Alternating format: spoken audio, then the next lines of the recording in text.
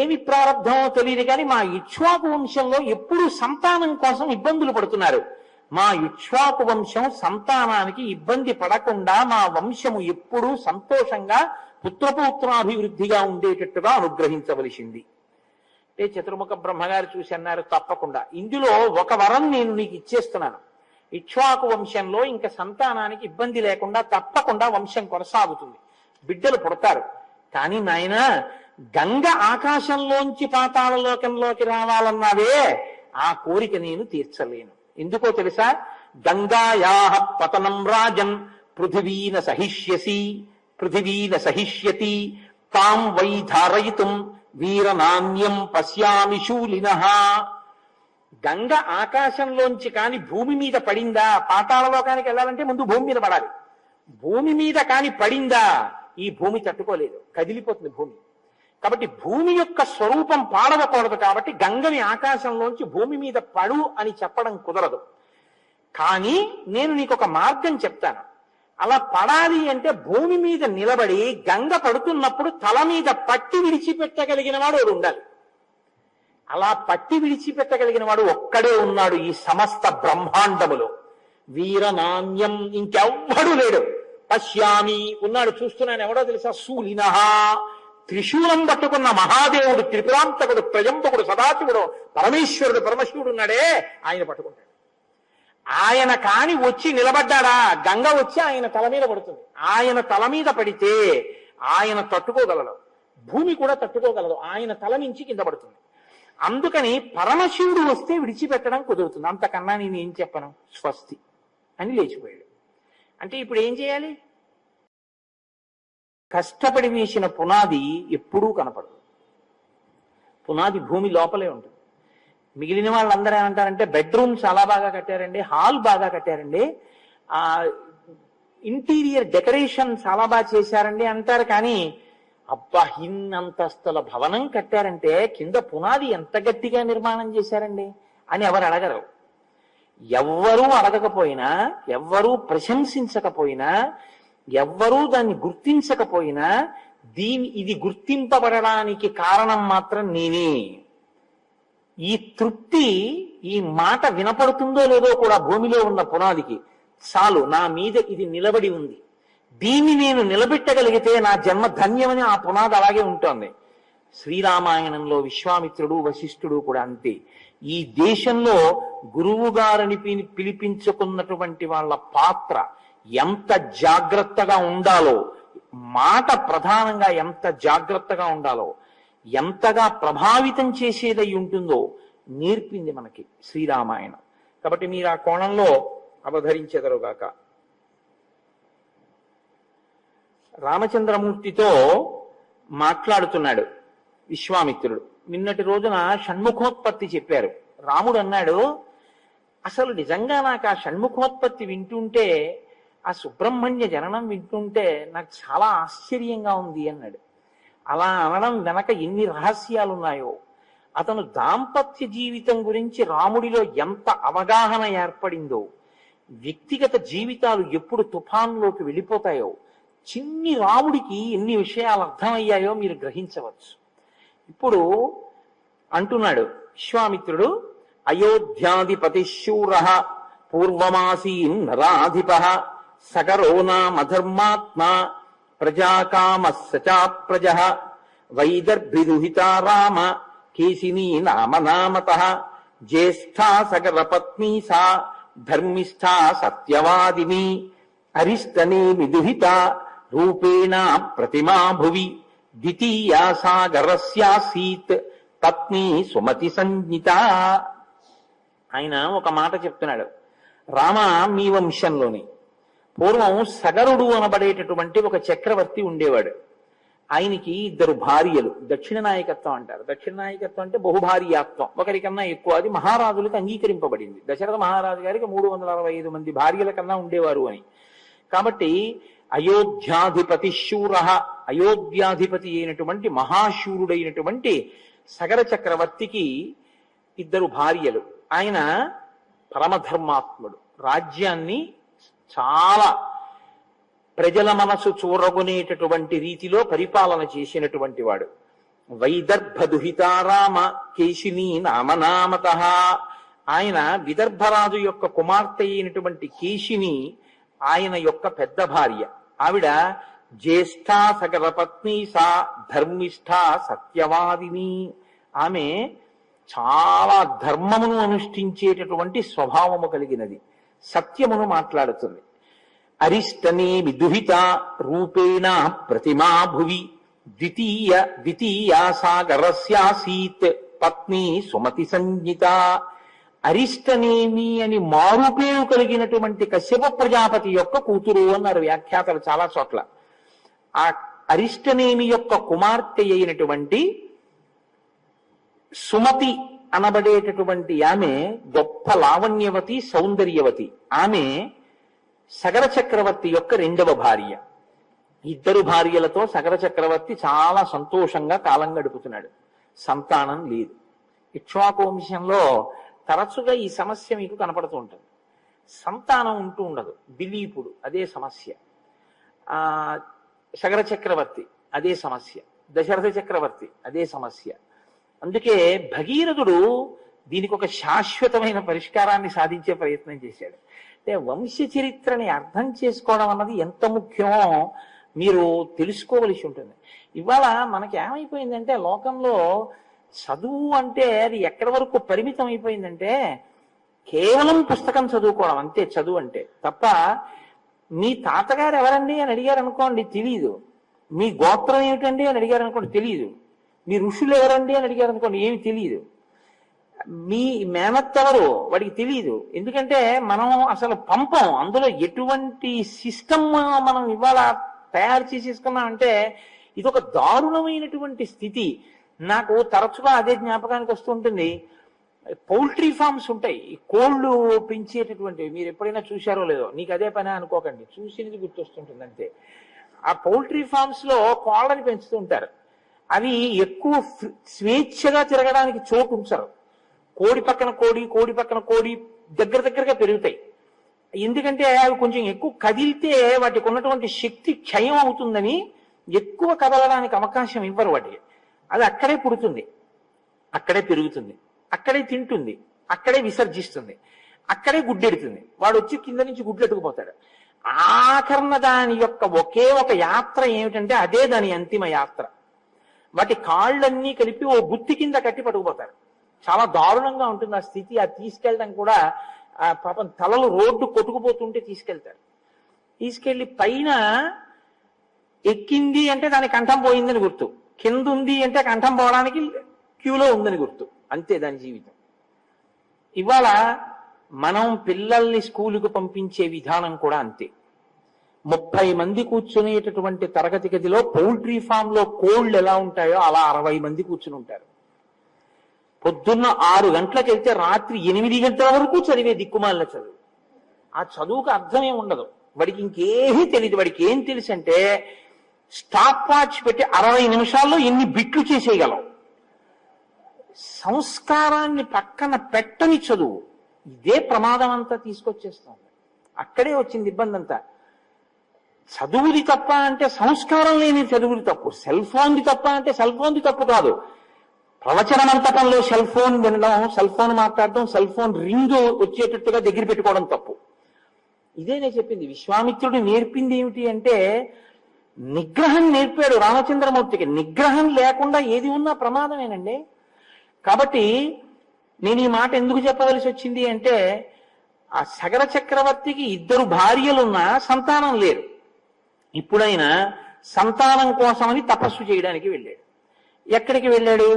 హిమవంతం సమాసాద్య భృగు ప్రస్రవణే గిరౌ.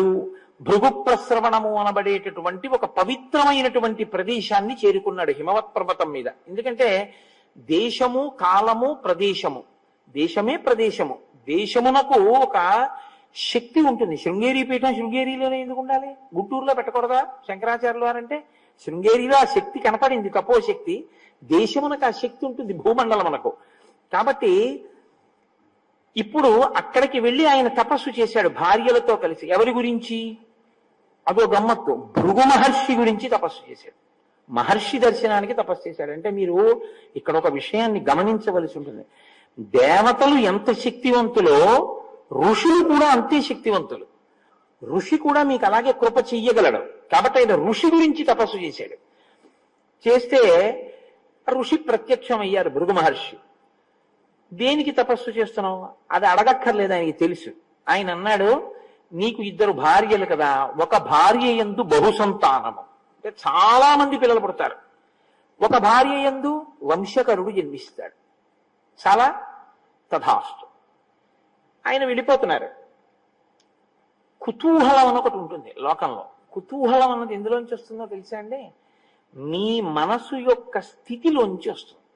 వెంకటాచలంలో దర్శనం చేసుకుని మీరు బయటికి వస్తున్నారు అనుకోండి, ప్రసాదం ఇస్తూ ఉంటారు. ఇలా ఇలా ఇలా ఇలా చూస్తుంటాడు. ఇటు కౌంటరు అటు కౌంటరు, 2 దారులు ఉంటాయి. ఇటు నుంచి ఇస్తారు, అటు నుంచి ఇస్తారు. ఇటు అటు కూడా చూసి పెడతాడు.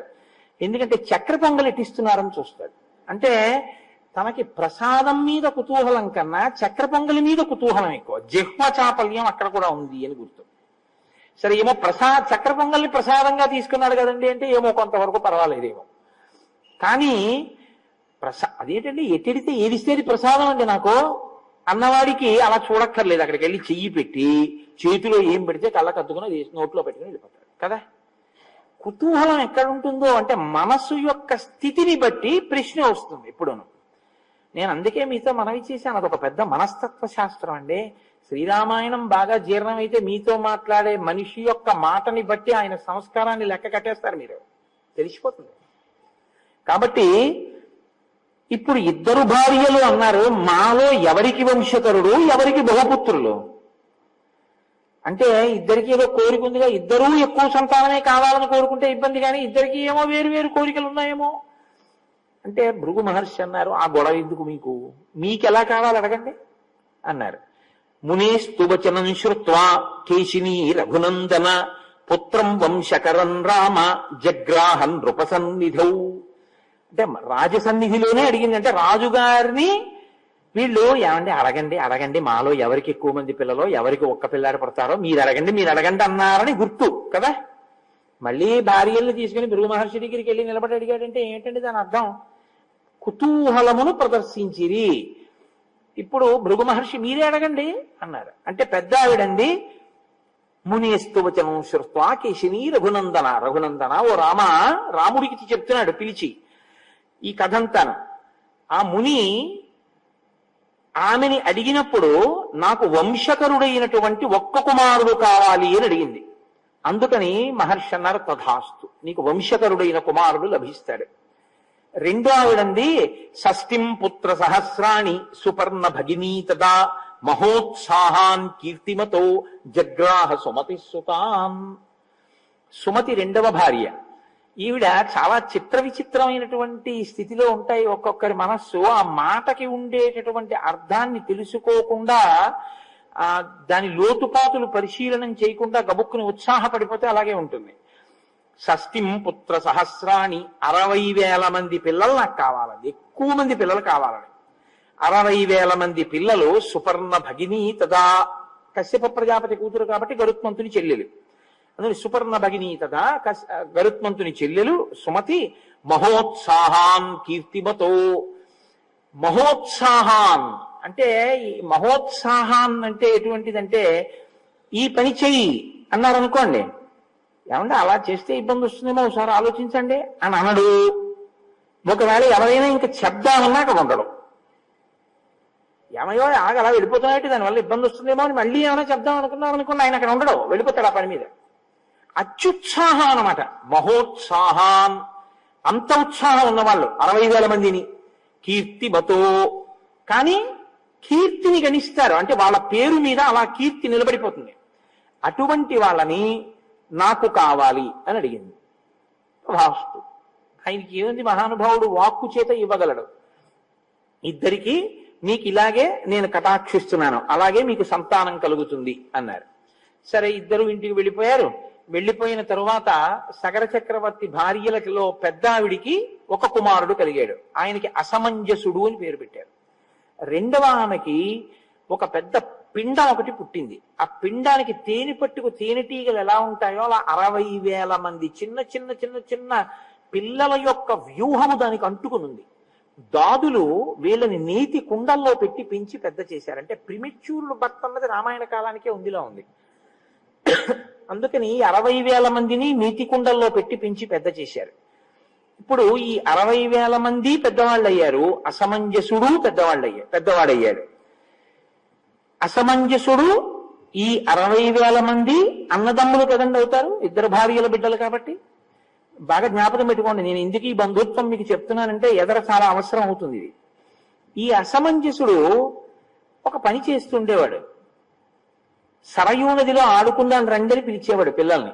వాళ్ళందరూ పిల్లలు కదా, సరే ఆడుకుందామని వెళ్ళేవారు. ఆయనకు ఒక అలవాటు, ఆడుతూ ఏం చేసేవాడంటే పిల్లల్ని తీసుకెళ్లి సరయూ నదీ తీరంలో ఉండేటటువంటి నీటిలో వాళ్ళకి ఊపిరి ఆడకుండా నొక్కి చంపేసేవాడు. వాళ్ళు గిలగిలగిలగిల తన్నుకుని చచ్చిపోతే రాజుగారి కొడుకు కదా, ఇంటికి వెళ్ళిపోయేవాడు. ఇది ఎంతకాలం ఓర్చుకుంటారు ప్రజలు? చెప్పి చూశారు రాజుగారికి. రాజు చాలా తీవ్రంగా మాట్లాడాడు, నువ్వు ఇలా చేయకూడదని చెప్పాడు. అది మనకి ఎందువల్ల తెలుస్తుందంటే ఆయనకి తర్వాత పెళ్ళైపోయి కొడుకు కూడా పుట్టాడు కాబట్టి మారాలి కదా. మారలేదనే అర్థం. కొడుకు పుట్టేశాడు, ఆ కొడుక్కి అంశుమంతుడు అని పేరు కూడా పెట్టాడు శకర చక్రవర్తి. అయినా అతను మారినట్టు కనపడదు, అతని పిల్లల్ని అలా చంపుతూనే ఉన్నాడు. అంటే ఒక్కొక్కడికి ఒక్కొక్క పైశాచికమైన ఆనందం. కాబట్టి ఏవం పాప సమాచార సజ్జన ప్రతిపాదక పౌరాణామహితే యుక్త పుత్రో నిర్వాసిత పురాత్. ధర్మం అంటే అది. ధర్మం అంటే 10 మంది బిడ్డలు పోయి ఏడుస్తుంటే నా పిల్లాడు సంతోషిస్తున్నాడని ఊరుకోవడం కాదు. ధర్మమే. కాబట్టి రాజు అన్నాడు, సజ్జన ప్రతిబాధక, సజ్జనుల్ని బాధిస్తోంది నా కొడుకు ప్రవర్తన, కాబట్టి వీడి ఊళ్ళో ఉండడానికి వీల్లేదని రాజ్య బహిష్కారం విధించాడు. నువ్వు నా దగ్గర ఉండకుండా వెళ్ళిపో అన్నాడు. అసలు తండ్రికి కొడుకు కనపడకుండా దూరంగా వెళ్ళిపోతున్నాడు అంటేనే చాలా బెంగ. అటువంటిది తండ్రి తనంత తానుగా కొడుకుని రాజ్య బహిష్కారం విధించాలి అంటే చాలా కష్టం. అది రాజే తలుచుకుంటే దాన్ని ఎలాగైనా సరే తిమ్మిని బమ్మి చేసి తన కొడుకే ఒప్పు అని నిరూపించవచ్చు. కానీ అది ఇక్ష్వాకు వంశంలో ఉన్నటువంటి చక్రవర్తుల లక్షణం కాదు. ధర్మం కోసం అవసరమైతే తన కొడుకుని విడిచిపెట్టాడు రామ సగర చక్రవర్తి. జ్ఞాపకం పెట్టుకో. ఇప్పుడు ఏం చేస్తోంది ఇది రాముడి మీద గుర్తించండి. త్యాగం చెయ్యగలిగిన లక్షణాన్ని పెంచుతోంది. ఇదే నేను మీకు చెప్పింది. ధర్మం కోసం, ప్రజల కోసం అవసరమైతే కడుపున పుట్టినటువంటి కొడుకుని విడిచిపెట్టాడు మా వంశంలో ఉన్నటువంటి పెద్ద ఆయన. పూర్వీకుల యొక్క గౌరవం కోసం, ప్రజలకి రాజారాముడుగా తాను కూర్చునే ధర్మం కోసం అవసరమైతే సీతమ్మ తల్లిని దూరంగా పెట్టగలిగినటువంటి మనస్థితిని, అటువంటి వజ్రశక్తిని రామచంద్రమూర్తికి ఇచ్చినటువంటి శక్తి ప్రచోదనానికి బీజం ఎక్కడుందంటే విశ్వామిత్రుడి వాక్కులో ఉంది. ధర్మం కోసం ఎలా నిలబడాలో నేర్పాడు మహానుభావుడు. అందుకు చెప్తాడు, ఎక్కడ ఏ కథ చెప్పాలో చెప్తాడు. ఎంత అందంగా మాట్లాడతాడో చూడండి. అనుష్టుప్లో మాట్లాడతాడు, పెద్ద ఏం విశేషమైన వర్ణన చేయడు, ఒక్క మాట. కానీ అది జారిపోయింది అనుకోండి, ఆ మాట అది పట్టుకోలేదు అనుకోండి, రాముడి వ్యక్తిత్వం దిద్దపడదు. గురువు నోటి వెంట వస్తున్నటువంటి మాట, ప్రతి మాటని పట్టుకోవడంలోనే అభ్యున్నతి ఉంటుంది. గురువు గారి పని ఏంగా మాట్లాడడమే పని అనుకుంటే శిష్యుడు ఉద్ధరణ పొందలేడు. ఏవం పాప సమాచార సజ్జన ప్రతిబాధక పౌరాణామహితే యుక్త పుత్రో నిర్వాసిత పురాత్. రాజ్యంలోంచి వెళ్ళగొట్టి ఆయన కొడుకైనటువంటి అంశుమంతుణ్ణి మాత్రం దగ్గర పెట్టుకున్నాడు. ఎందుకు పెట్టుకోవాలి అంటే, నువ్వు మీ అబ్బాయిని తీసుకుని అవతలపోవలేదు. నువ్వు మీ అబ్బాయిని తీసుకుని అవతలపోవడానికి అబ్బాయి చేసిన తప్పే ఉంది. మనవణ్ణి ఉంచుకున్నాడు. నేను కూడా నా నాన్నగారితో పోతానన్నాడు అనుకోండి, అయితే పోంటాడు. అలా అనలేదు వాడు. అంటే వాడు ధర్మాధర్మ విచక్షణ ఎరిగినవాడు, పిల్లవాడి స్థాయిలో ఉన్నవాడు. కాబట్టి నేను వాడంటున్నాను.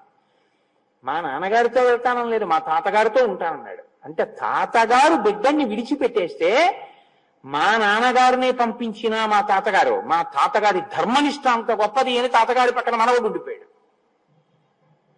తండ్రి ఆ స్థితి, కొడుకు ఈ స్థితి, పైన తండ్రి తాతగారిది ఆ స్థితి, మధ్యలో ఉన్నవాడిది ఇంత విచిత్రమైన స్థితి. ఎందుకు వస్తాయి ఇలాగా? అదే కర్మ ఫలితాలంటే.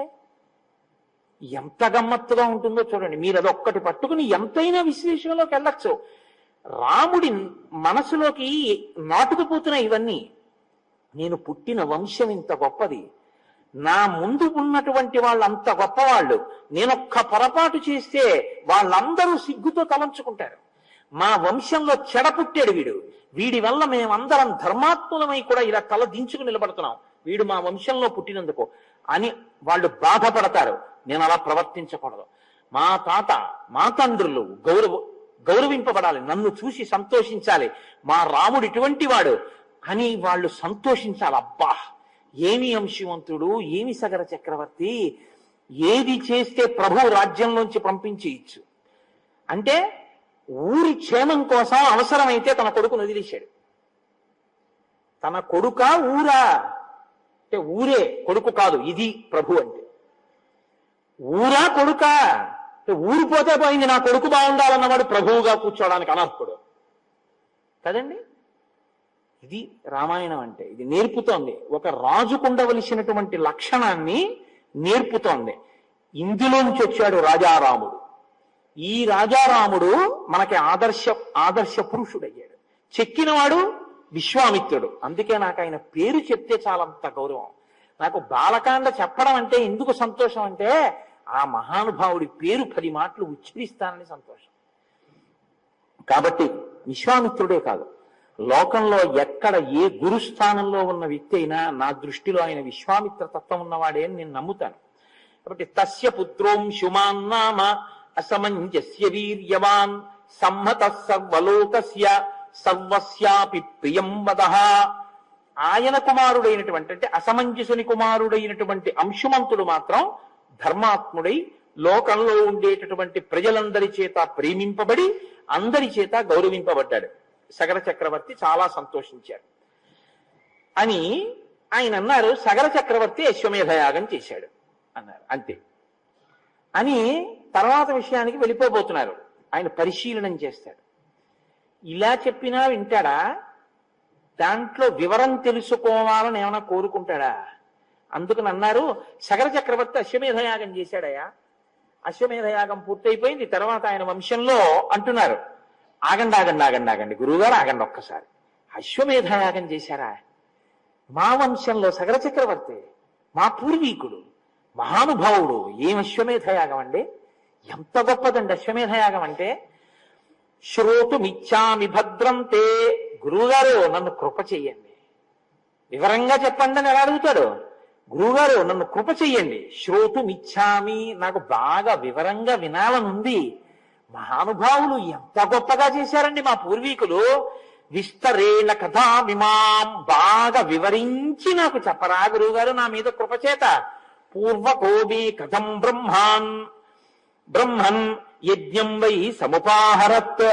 ఆ యజ్ఞం చెయ్యడం అంటే అంత తేలిగ్గా ఏముండదు అశ్వమేధయాగం.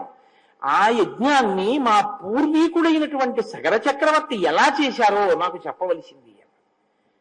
ఒక నవ్వు నవ్వాడు. విశ్వామిత్రస్తు కాకుత్సం ఉవాచ ప్రహసన్నివా, ఓ చిరునవ్వు చిందించేట విశ్వామిత్రుడు. ప్రహసన్నివా, దేనిక చిరునవ్వు?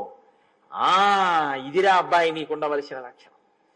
నీ తాతగారు రా అన్నారు అనుకోండి, ఎవరో తెలుసున్న వాళ్ళు, అమ్మ బాబోయ్ ఆయన దగ్గరికి వెళ్తేనండి సుత్తీసేస్తాడంటారు ఇవాళ మన పిల్లలైతే. మాకెందుకండి మా తాతగారి గోల. అసలు తాతగారి గురించి నాయనమ్మ గురించి ఎంత లేకిగా మాట్లాడచ్చో, ఎంత పేరు పెట్టి పిలవచ్చో, ఎంత అసహ్యంగా ప్రవర్తించచ్చో ఆదర్శంగా డబ్బులిచ్చి మరీ చూపి. తండ్రి గురించి తెలీదు, తాత గురించి తెలీదు, తండ్రి గారు చేసింది తెలీదు, తాతగారు చేసింది తెలీదు. దేనికి నువ్వు ఇంకా నీ జన్మకి ప్రయోజనం? నేను మీకు ఒక యథార్థం చెప్తున్నాను. ఇవాళ నేను ఇక్కడికి రామాయణం చెప్పడానికి రావడానికి కారణం ఒక్కటే. హరిప్రసాద్ గారు నాతో కన్నులు నీరు పెట్టుకుని ఓ రోజున ఓ మాట చెప్పారు. రామచంద్రమూర్తి ఊరేగింపు వెళ్ళిపోతుంటే మా నాన్నగారు ఇంట్లోంచి చూసి పరమ సంతోషంగా బయటికి వచ్చి హారతిచ్చి లోపలికి వెళ్ళి కూర్చుని రామనామం చెప్పుకుంటూ శరీరం వదిలిపెట్టారండి. మా నాన్నగారికి అంత రామభక్తి, కోటేశ్వరారు అని చెప్పుకుని కళ్ళమ్మన నీళ్లు పెట్టుకున్నారు. అంత రామభక్తి కలిగినటువంటి తండ్రి పట్ల ప్రీతి కలిగిన కొడుకు రామాయణం చెప్పమని అడిగాడు. ఇంకంతకన్నా ఏ కారణం కావాలి రామాయణం చెప్పడానికి? సెలవు పెట్టవలసిందే. నువ్వు నీ పితృదేవతల పట్ల నీకు ప్రేమ లేకపోతే, నీ తండ్రి మీద ప్రేమ లేదు, నీ తాత మీద ప్రేమ లేదు, బూడిదలో ఎందుకు నీ చదువు? ఎందుకు పనికి వస్తుంది? తండ్రిని వృద్ధాశ్రమం, తల్లిని వృద్ధాశ్రమం, నీ పినతండ్రిని గౌరవించో, పెదతండ్రిని గౌరవించో, గురువుని గౌరవించో, నీకు ఎవ్వరి పట్ల గౌరవం లేదు, నీ ఎంత నువ్వు పుట్టావు, నీ ఎంత నువ్వు పెరిగావు, నీ శుభలేఖ మీద పెద్దవాళ్ల పేరు ఉండదు, నీకు నువ్వు పిలుచుకుంటూ శుభలేఖ వేసుకుంటావా? అనాథవా నువ్వు? ఏమన్నా నీకు తల్లిదండ్రులు లేరు? I solicit your gracious presence ఏమిటండి? నీ పెద్దవాళ్ళు పిలవాలా, నువ్వు పిలుచుకుంటావా? నా పెళ్లికి ఎవరు లేరా నీకు? అనాథమా? ఏమో దరిద్రం. అంటే ఇవాళ మనం వింత పోకడలకి పోయి మన సంస్కృతి కాని సంస్కృతిని నెత్తికెత్తుకుని పాడు చేస్తున్నది ఎవరైనా ఉంటే పెద్దవాళ్లే. నేను క్షమింపబడేదనుగాక. రామాయణం పిల్లలకి తెలియకపోతే తప్పు పెద్దవాళ్ళదే. మీరు కొనలేదు రామాయణం, కోట్ల రూపాయలు ఖర్చు పెట్టేశారు లేచిన దగ్గర నుంచి. తిన్న యాపిల్ పళ్ళల్లో లక్షవంతు డబ్బు పెట్టి 6 కాండలు గోరఖ్పూర్వి కొని ఇంట్లో పెట్టుంటే నీ కొడుకు ఎప్పుడో ఒకప్పుడు రామాయణం చదివి ఉండేవాడు. నీ ఇంట్లో ఇంటీరియర్ డెకరేషన్ కి అంత డబ్బు ఖర్చు పెట్టావు, నీ ఇంట్లో 6 కాండల రామాయణం లేదు. దేనికి నిన్ను మన్నించాలి? దేనికి గౌరవించాలి? ఈ రామాయణం అంత బరువైందా? 6 కాండల పుస్తకం కొని నీ ఇంట్లో పెట్టలేదు. 12 స్కందాల భాగవతం పోతన గారిది నీ ఇంట్లో లేదు. నీ ఇంటి పిల్లలు సంస్కారవంతులు అవ్వాలని నువ్వు కోరుకోవడానికి నీకున్న నైతికమైన అర్హత ఏంటి? లేదు. మనకి ఎక్కడ కోల్పోతున్నామంటే మన సంస్కారాన్ని మనం విడిచిపెడుతున్నాం. నా ఆర్తి చేత పలికిన వ్యగ్రతతో కూడిన మాటలు మన్నింపబడుగాక. కాబట్టి ఇప్పుడు 60,000 మంది ఒక భార్య పిల్లలు, రెండవ భార్య యొక్క పెద్ద భార్య యొక్క మనవడు, పెద్ద భార్య వైపు నుంచి వచ్చినటువంటి మనవడు. ఎందుకంటే అసమంజసుని యొక్క కొడుకైన అంశుమంతుడు, రెండవ భార్య యొక్క పుత్రులైన 60,000 మంది పిల్లలు. అంటే పిల్లలు 60,000 మంది ఉన్నారు, ఒక మనవడు ఉన్నాడు సగర చక్రవర్తి. ఈయన అశ్వమేధయాగాన్ని సంకల్పం చేశారు. సంకల్పం చేసి గుర్రాన్ని విడిచిపెట్టాడు. ఏమిటి ధైర్యం? 60,000 మంది కొడుకులే ఉన్నారు. ఈ భూమి 60,000 యోజనములట. 60,000 యోజనములు కాబట్టి యోజనానికి ఓ పిల్లాడు వెళ్ళినా గుర్రాన్ని ఎవడో ఎత్తుకుపోలేడు కదండి. కాబట్టి అశ్వమేధయాగం చేద్దాం అనుకున్నాడు. అనుకుని గుర్రాన్ని విడిచిపెట్టాడు. చిత్రం ఏం జరిగిందంటే, రాక్షసీం తనుమాస్థాయ యజ్ఞీయాశ్వమపాహరత్ క్రియమాణీతు కాకుత్స తస్మిన్నశ్వే మహాత్మనః. దేవేంద్రుడు రాక్షస స్వరూపాన్ని మాయాస్వరూపంగా గ్రహించి ఆ గుర్రాన్ని ఎత్తుకుపోయాడు. ఎత్తుకుపోతే ఇప్పుడు ఆ గుర్రం కనపడలేదు. ఆ గుర్రానికి రక్షకులుగా వెళ్ళిన వాళ్ళు వెనక్కి వచ్చేసారు. వెనక్కి వచ్చేసి సగర చక్రవర్తి యజ్ఞ దీక్షలో ఉన్నాడు. అటు ఇటు కదలకూడదు దీక్షలో ఉన్నప్పుడు, అందుకని యజ్ఞ దీక్షలో ఉన్నాడు. ఆయన దగ్గరికి వచ్చి చెప్పారు, గుర్రాన్ని ఎవరో ఎత్తుకుపోయారండి అన్నారు. ఇప్పుడు గుర్రం కనపడకపోతే, గుర్రం తిరిగి రాకపోతే యజమానికి, క్రతువు చేయిస్తున్న వాళ్ళకి కూడా అది అరిష్టం. కాబట్టి ఎలాగైనా గుర్రం తిరిగి రావాలి సగర చక్రవర్తి. కాబట్టి నువ్వు జాగ్రత్త, నువ్వు వెళ్ళడానికి వీల్లేదు, యజ్ఞ దీక్షలో ఉన్నావు, కాబట్టి ఎవరినైనా పంపు అన్నాడు. ఆయన 60,000 మంది పిల్లల్ని పిలిచాడు. మహోత్సాహం కదండి వాళ్ళు, చెప్పగా వెళ్ళిపోతారంతే ఇంకా పని మీద. ఏకైక యోజనం పుత్ర విస్తారమధిగచ్చత యావత్ తురంగ సందర్శ తావత్ ఖనతమేదినీం అన్నాడు. అంటే చూడండి, మనం కోపం వచ్చేస్తే ఎందుకు కనపడదరా, వెతికేసేయండి అంతే శుభ్రంగా, ఎక్కడి ఒక్కడ వెతకండి అంటాను చూసారా. అలా ఎందుకు కనపడదు గుర్రం? 60,000 యోజనాల భూమిని మీ 60,000 మంది ఒక్కొక్కడు ఒక్కొక్క యోజనం తరపున భూమినంతటిని గోతులు పెట్టి తవ్వేసి వెతికేయండి, ఎక్కడ ఉంటుంది గుర్రం, కనపడి తీరుతుందన్నాడు. ఇది వెతకడం విషయంలో ఉపయోగించిన మాట వ్యగ్రత. అంటే గుర్రం పోయిందన్నటువంటి తాపత్రయంలో వాళ్ళు మహోత్సాహం, వాళ్ళు ఏం చేశారో తెలుసా అండి? యోజనాయామ విస్తారం ఏకైకో ధరణీతలం విబుధు పురుష వ్యాఘ్ర వజ్రస్పర్శ సమైర్నఖై. వజ్రాల్లాంటి గోళ్లతో వాళ్ళు 60,000 యోజనముల భూమిని గోతులు గోతుల కింద తవ్వేశారు. ఈ తవ్వేయడం ఎంత దూరం తవ్వేశారో తెలుసా అండి? 60,000 మంది కలిసి పెట్టినటువంటి గోతులకి ఆ గోళ్లతో తవ్వేస్తే పాతాళలోకం దగ్గరికి వెళ్ళిపోయారు. ఇంతంత గోతులు పెడితే ఈ మధ్యలో పన్నగములు కనపడ్డాయి, రాక్షసులు కనపడ్డారు. కనపడ్డ వాళ్ళందరినీ చంపుకుంటూ మా గుర్రం పోయింది, మా గుర్రాన్ని మీరే ఎత్తుకుపోయి ఉంటారు, మా గుర్రం కనపడేదాకా మేము వదిలిపెట్టాం, తవ్వేస్తానని తవ్వేస్తున్నారు. తవ్వుకుంటూ వెళ్ళిపోయారు. ఎంత దూరం వెళ్ళిపోయినా వాళ్ళకి గుర్రం కనపడలేదు. వాళ్ళు ఏం చేశారంటే మళ్ళీ తిరిగి తండ్రి దగ్గరికి వచ్చారు. నాన్నగారు, మీరు చెప్పినట్టే భూమిని అంతటినీ తవ్వేశాం, పాతాళం దాకా వెళ్ళిపోయాం, మాకు గుర్రం కనపడలేదు నాన్నగారండి అన్నారు. ఈలోగా వీళ్ళు ఊరుకుంటారా?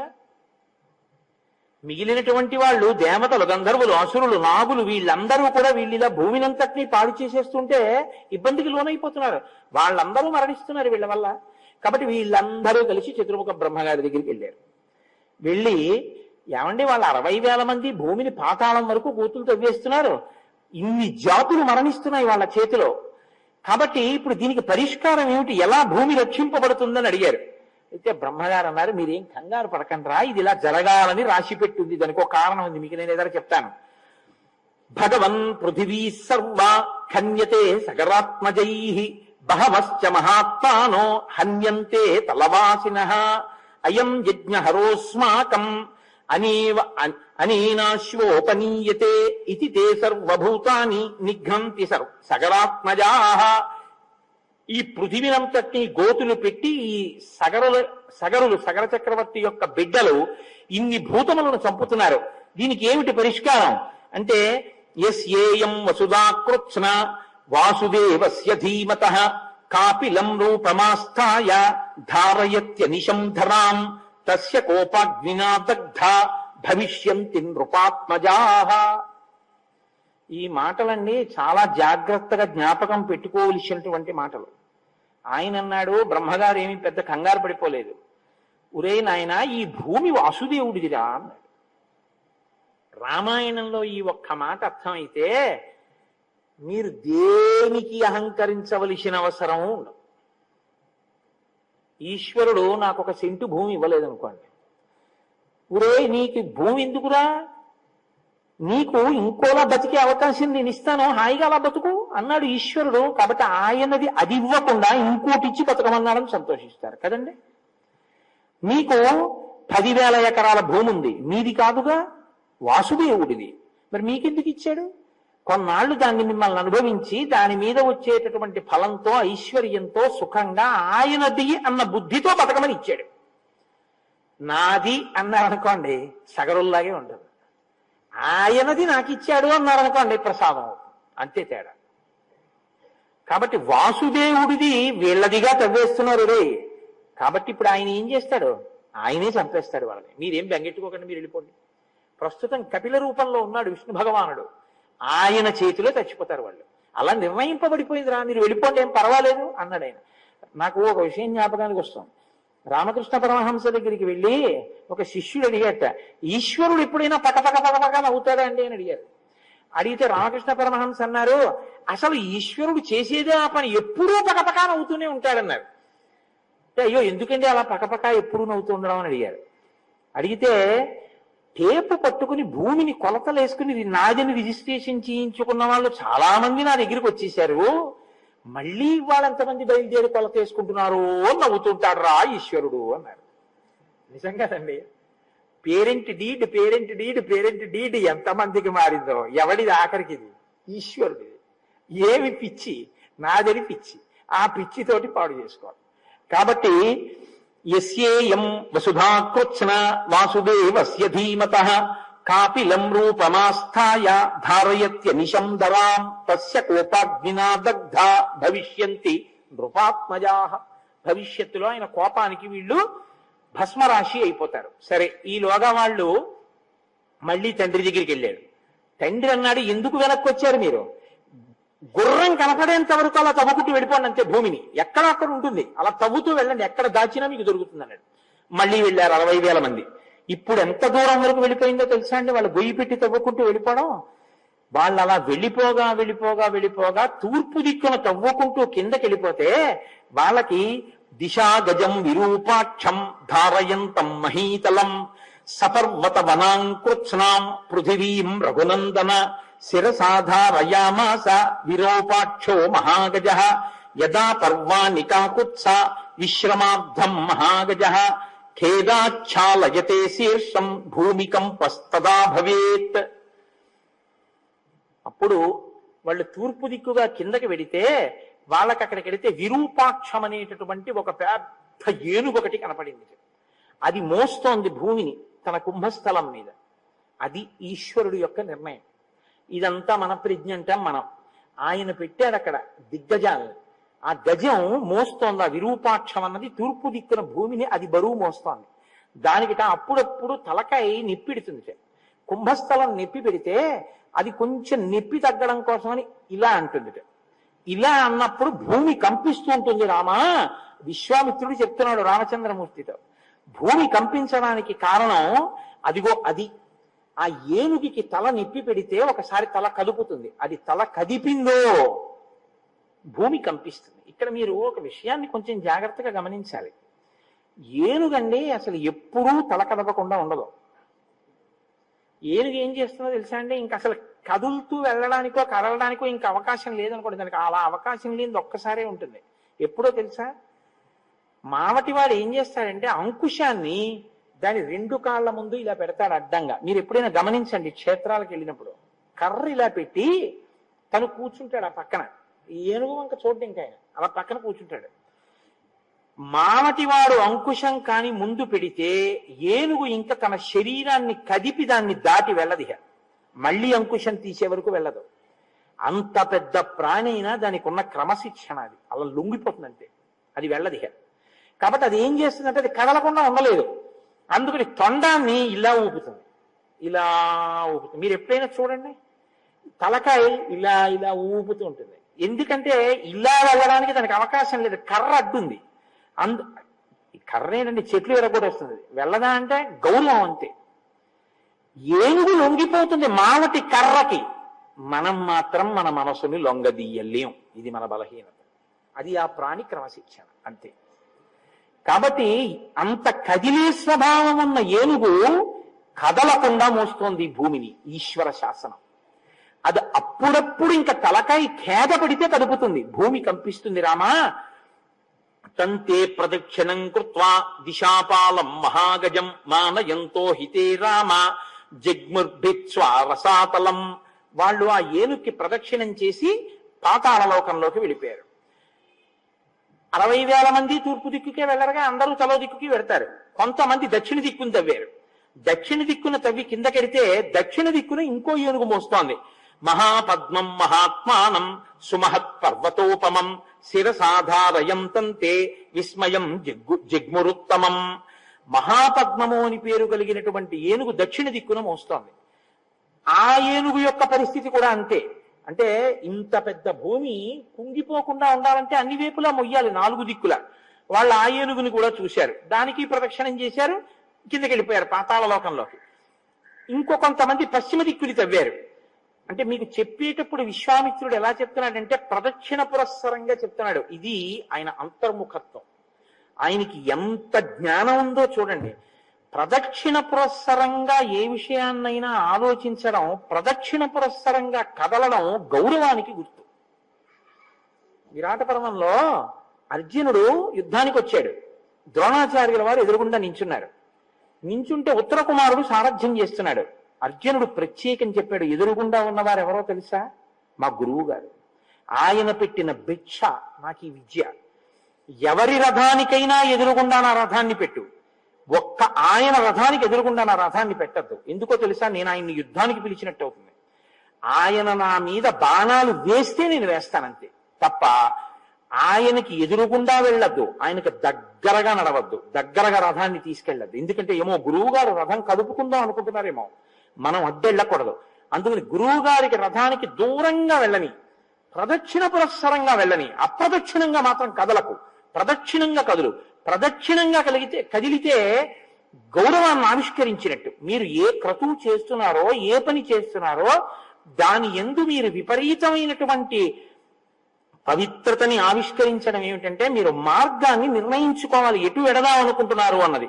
అది ఎవరి పట్ల కృతజ్ఞతతో, ఎవరి పట్ల గౌరవంగా వెళుతున్నారో దానికి ప్రదక్షిణంగా వెళ్ళాలి. అందుకే గురువు గారికి ప్రదక్షిణ పురస్సరంగా తిరగాలి. ఎప్పుడు తల్లిదండ్రులకి ప్రదక్షిణ పురస్సరంగా తిరగాలి. అంతేకాని ఎలా పడితే అలా పక్క నుంచి వెళ్ళిపోకూడదు, అది అమర్యాద. ఎంత అందంగా మాట్లాడతాడో చూడండి విశ్వామిత్రుడు. చెప్పేటప్పుడు పశ్చిమాన్ని ఉన్న ఏనుగుని ముందు చెప్పడు, తూర్పు చెప్పాడు, దక్షిణం చెప్పారు, పశ్చిమం చెప్తున్నారు. అంటే ఆయన చెప్పేటప్పుడు కూడా ప్రదక్షిణ పురస్సరంగానే తిరుగుతోంది ఆయన బుద్ధి. అంటే ఆయన బుద్ధి ఇప్పుడు భూప్రదక్షిణం చేస్తోంది. అంటే ఆ ప్రదక్షిణ పురస్సరంగా ఆలోచించడం, ప్రదక్షిణ పురస్సరంగా తిరగడం, ఇవన్నీ కూడా లోపల మంగళప్రదమైన ఆలోచనలతో కూడిన సంస్కార బుద్ధి ఉన్నవాళ్ళు తప్ప వేరొకరు చేయలేరు. తప్ప అందుకే ఆ కదలికకి అంత ప్రాధాన్యత ఉందండి. అది సంస్కారాన్ని ఆవిష్కరిస్తుంది. కాబట్టి దిశా గజం సౌమనసం దదృశుస్తే మహాబలాహ. సౌమనసం అనేటటువంటి ఏనుగు పశ్చిమ దిక్కున ఆ భూమండలాన్నంతటినీ మోస్తోంది.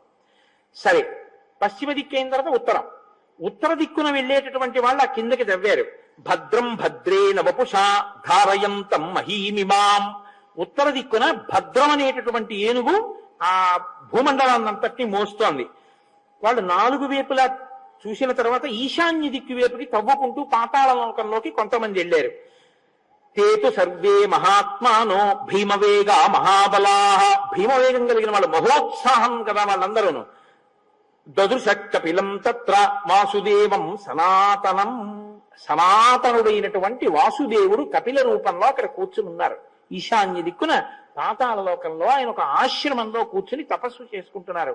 కపిల రూపంలో. కపిల గీత అని చెప్పాడు భగవద్గీతలో, భాగవతంలో మహానుభావుడు ఎంత గొప్పగా ఉంటుందో. కాబట్టి ఇప్పుడు వాళ్ళు ఆయన్ని చూశారు. ఇంద్రుడు ఏం చేశాడంటే ఎత్తుకుపోయిన గుర్రాన్ని అక్కడ పెట్టి వెళ్ళిపోయాడు.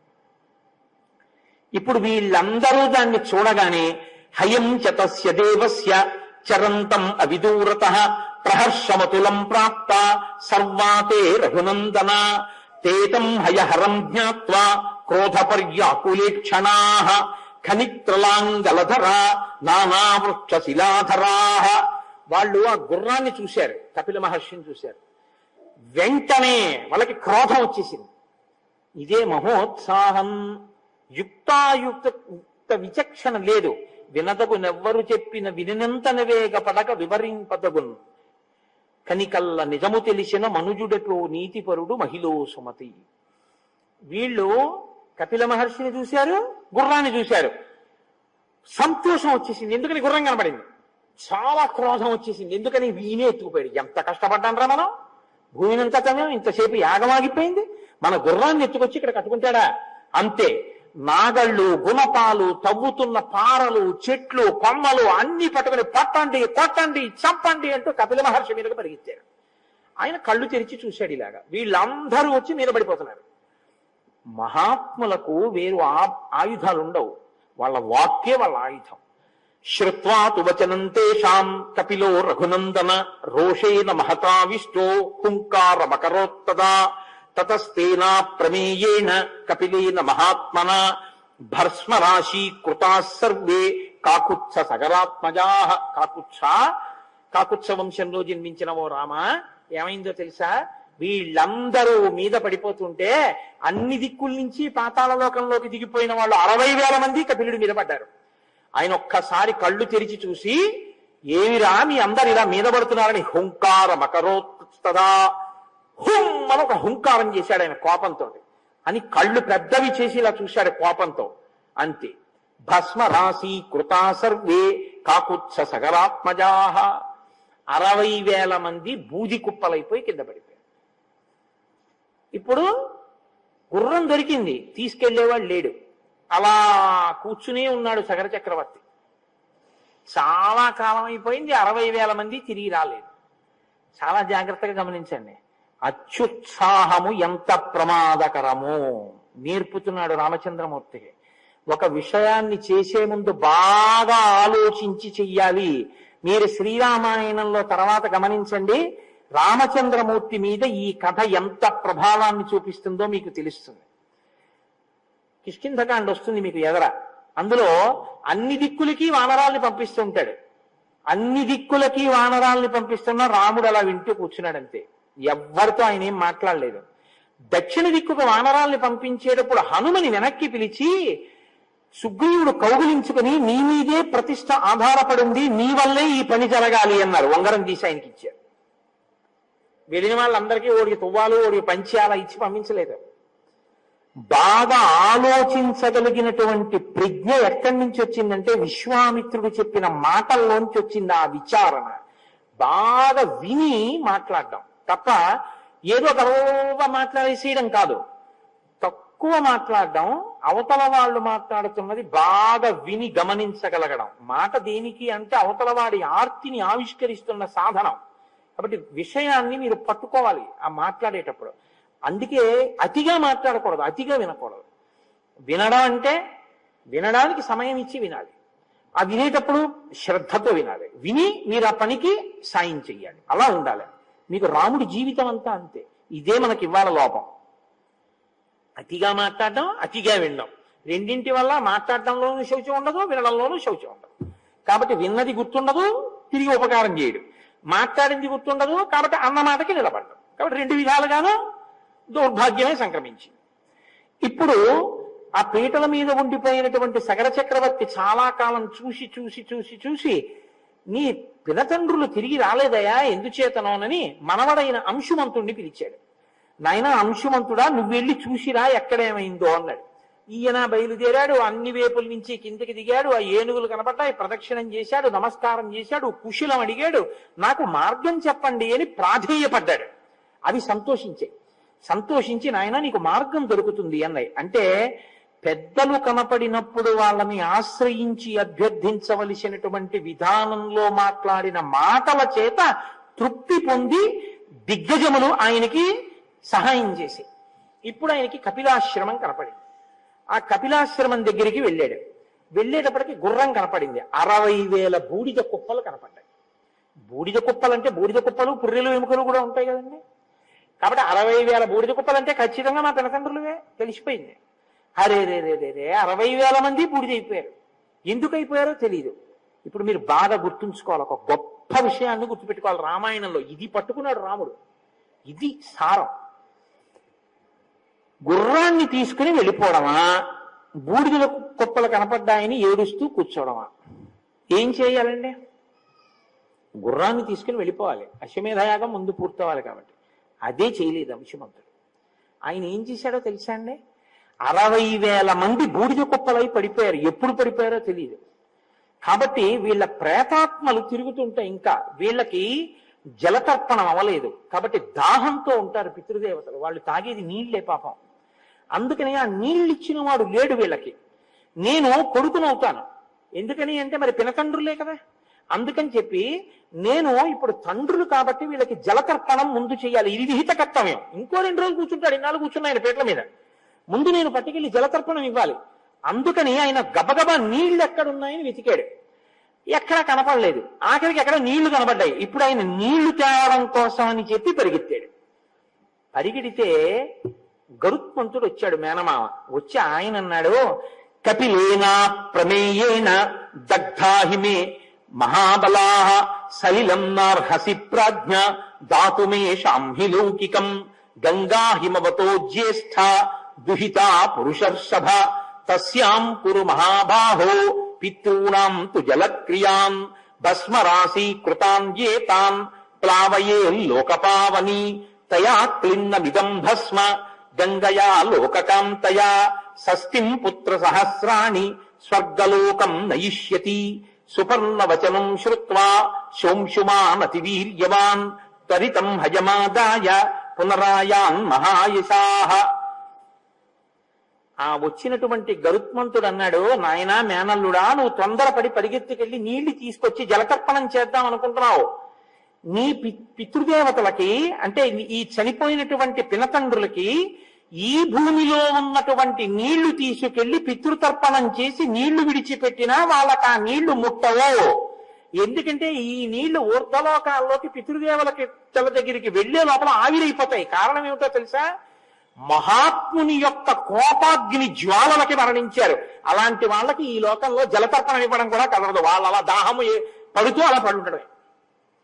వాళ్ళకి ప్రేతత్వం పోవాలంటే, వాళ్ళకి జలతర్పణం చెయ్యాలంటే హిమవంతుని యొక్క పెద్ద కుమార్తె అయినటువంటి గంగా నది స్వర్గలోకంలో ఉంది ప్రవహిస్తూ. ఆమెని భూలోకం మీదకి తీసుకురావాలి. భూలోకం నుంచి పాతాళ లోకంలోకి తీసుకురావాలి. పాతాళ లోకంలో ఉన్నటువంటి ఈ భస్మరాశుల మీద గంగ ప్రవహించాలి. అప్పుడు వాళ్ళకి దాహం తీరి వాళ్ళు ప్రేతత్వం నుంచి విముక్తి పొంది ఊర్ధ్వలోకాలకు ఎడతారు. అలా పట్టుకురాగలవా? ముందు గుర్రం పట్టుకెళ్ళు, ఇవ్వకు నీళ్లు వాళ్ళకి అందదని చెప్పాడు. అంటే బాగా గమనించండి, తొందర పడిపోవడం చాలా తేలిక. Think twice before you leap అని ఇంగ్లీష్ లో సామెత. 2 మార్లు ఆలోచించు దూకే ముందు. Marry in Heist and repent at leisure అంటారు. తొందరపడి పెళ్లి చేసుకుని జీవితాంతం విచారించడం. అలా తొందరపడి పని చేసేసి తనకి తన వాళ్ళకి కూడా ఇబ్బంది తెచ్చే పనులు చేయకూడదు. పాపం చెయ్యడం చాలా చాలా తేలిక, జ్ఞాపకం పెట్టుకోండి. అప్పటి సుఖం కోసం ఒక పాపకర్మ చేసేయడం చాలా తేలిక. ఒక్కొక్కసారి ఆ పాపకర్మ ఎంత కట్టి కుడుపుతుందో తెలుసా అండి? ఒక్కసారి శరీరం వదిలిపెట్టిన తర్వాత ఇంకా మిమ్మల్ని ఉద్ధరించడం ఎవ్వరికీ చేతకానంత స్థాయిలోకి వెళ్ళిపోయి కూర్చుంటుంది. అది ఇహ ఎవరు ఉద్ధరించలేరు. ఈ చేసిన పని చిన్నది, కానీ వీడు మాత్రం దాహం తీర్చేవాడు కూడా లేక పడుంటాడు. అలా ఎందుకు ఆ స్థితి? ఎందుకంత అత్యుత్సాహం? ఇది తలకాయలోకి వెడుతోంది రామచంద్రమూర్తికి. అన్నిటికన్నా దేనికి పెద్దపీట వేశాడంటే గుర్రం తీసుకెళ్ళడం కన్నా పితృదేవతలకి జలతర్పణం చేయడం మీద శ్రద్ధ పెట్టాడు. పితృదేవతలకి శ్రాద్ధ కర్మ చెయ్యడం అనేటటువంటిది ఎంత ముఖ్యమైనటువంటి విషయమో మనకు అర్థం అవుతుంది. ఏమండి, నేను ఒక్క మాట అడుగుతాను, మీరు మరోలా అనుకోకుండా ఆలోచించండి. నేను తక్కువ చేసి మాట్లాడటలేదు. ఆగస్టు 15 వస్తే అంత సంతోషంగా మనం జాతీయ పతాకాన్ని ఆవిష్కరించి ఒక శాల్యూట్ చేసి నమస్కారం చేసి వస్తాం. అది చాలా మంచిదే.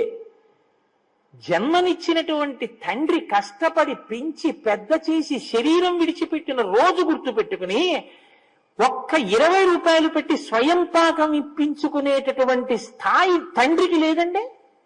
అంత పనికిమాలిన వాడా తండ్రి? జన్మనిచ్చాడే, పెంచి పెద్ద చేశాడే, ముద్దులాడాడే, భుజాల మీద ఎక్కించుకున్నాడే, గుండెల మీద పడుకోబెట్టుకున్నాడే, కొడుకా కొడకా అనే అంత తాపత్రయపడ్డాడే, నీ కోసం అహర్నిశలు పరిశ్రమించాడే. అటువంటి తండ్రి చచ్చిపోయిన రోజు నీకు జ్ఞాపకం లేదు. ఆ రోజున 10 నిమిషాలు పోనీ నువ్వేం చెయ్యొద్దు. బియ్యం ఓ బెల్లం గడ్డ ఒక్క 11 రూపాయలు నాన్నగారి పేరు చెప్పి ఇవ్వడానికి ఖాళీ నీకు లేకపోతే ఏం చెప్పాలా సంస్కారాన్ని? ఇంకా ఆ పాటి చెయ్యలేదండి తండ్రి. కానీ అది అన్నిటికన్నా గొప్పదంటున్నాడు విశ్వామిత్రుడు. గుర్రాన్ని తీసుకెళ్లలేదా అశ్వమేధయాగం పూర్తవడానికి? పితృదేవతలకి జలతర్పణం చేయడానికి పరిగెత్తాడు తెలుసా మీ వంశంలో ఉన్నవాడు? ఈ మాట చెప్పాడండి? ఇలా చెప్పాడని చెప్పినట్టు చెప్పలేదు. పరిగెత్తాడయా అని చెప్పాడంతే. సుపర్ణుడు అడ్డుపడ్డాడయా అని కూడా చెప్పాడు.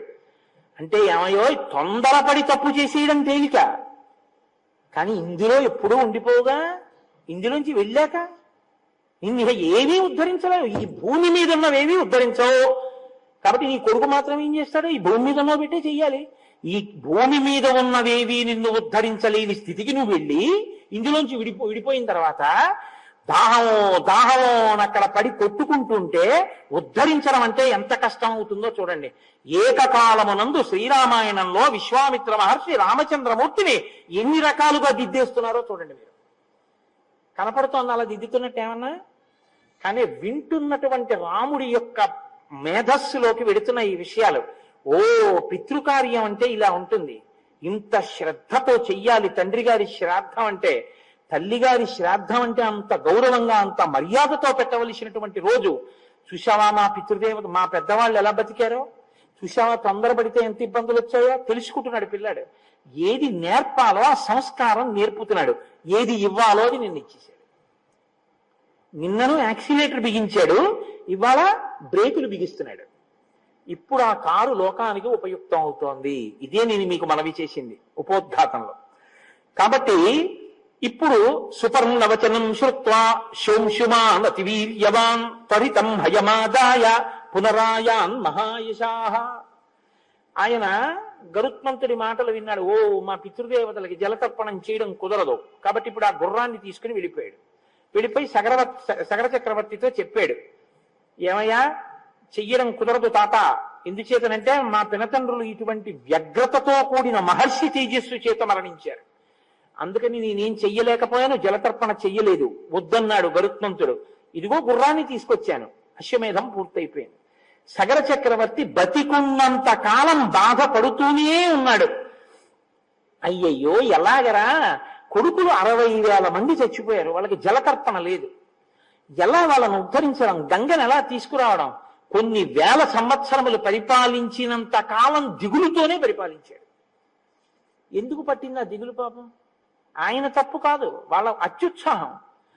ఇప్పుడు ఆయన బాధపడి బాధపడి బాధపడి కొంతకాలానికి కాలధర్మం గతే రామ. ఎంత బాగా మాట్లాడతాడండి, చచ్చిపోయాడండో, కాలధర్మం చెందాడు అని. మా నాన్నగారి శరీరం పడిపోయిందండి అండం ఒకెత్తు, మా నాన్నగారు చచ్చిపోయారండి అండం ఒకెత్తు.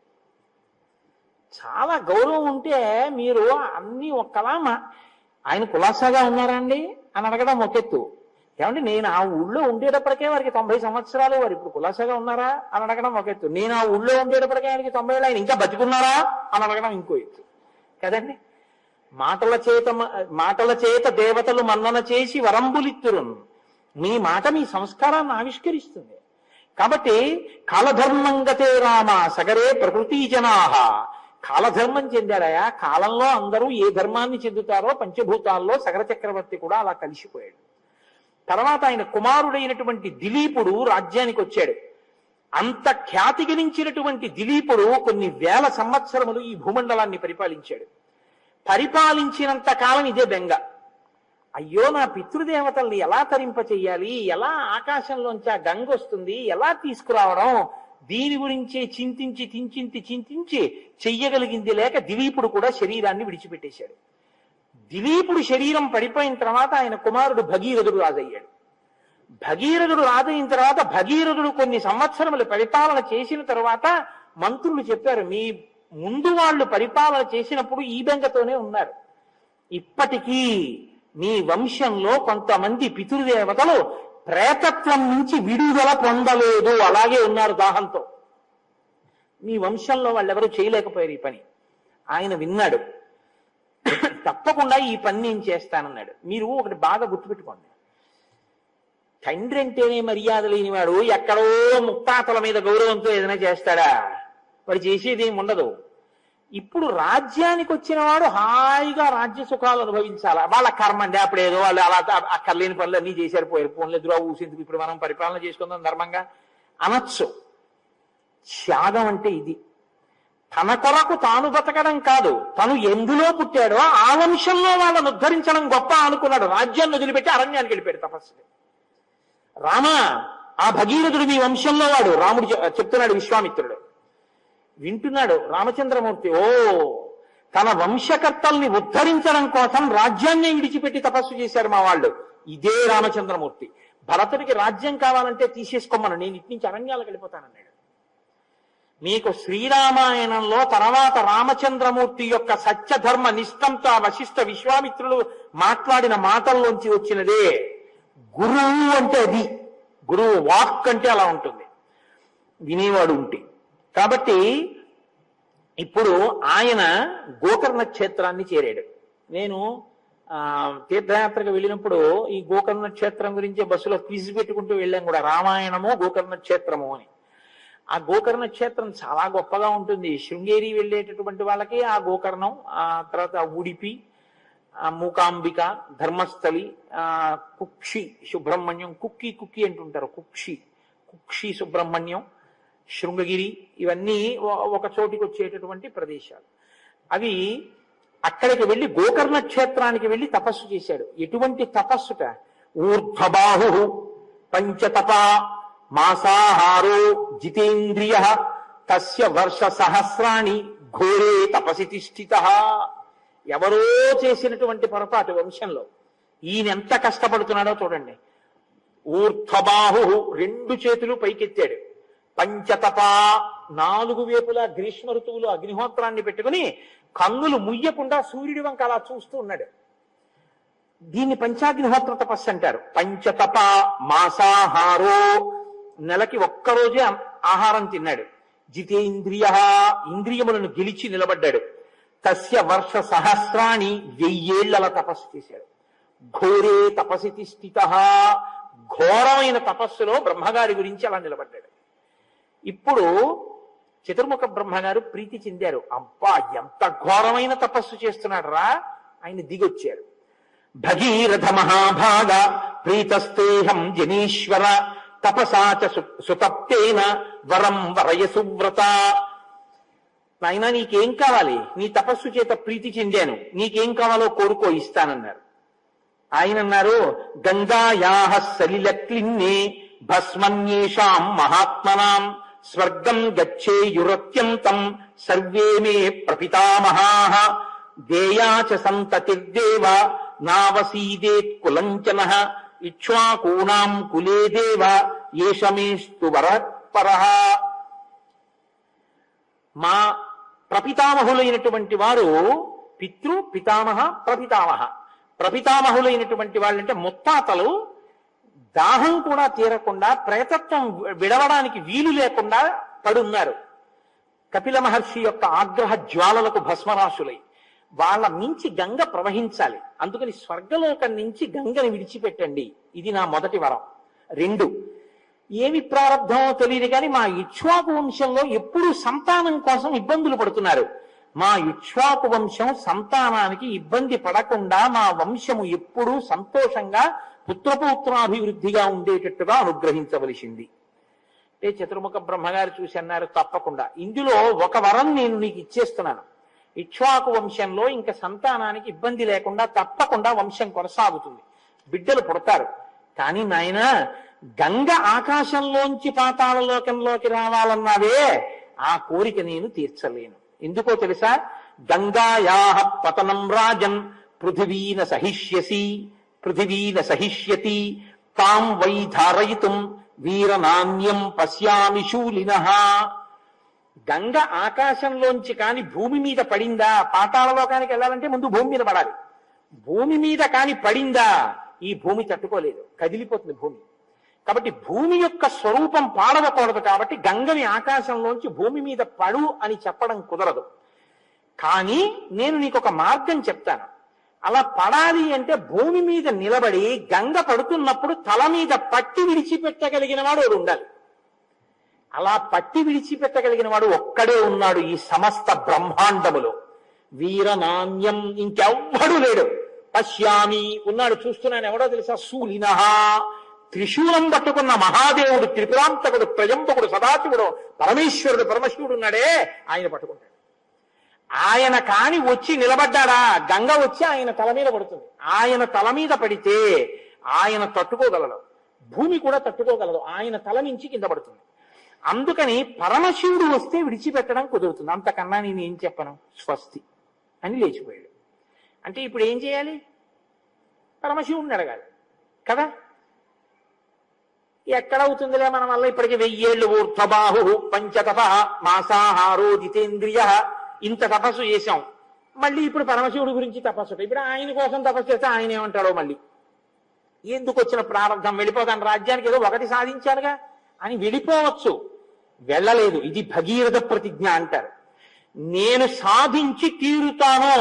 పట్టుదలంటే ఎలా ఉంటుందో రామా చూడు.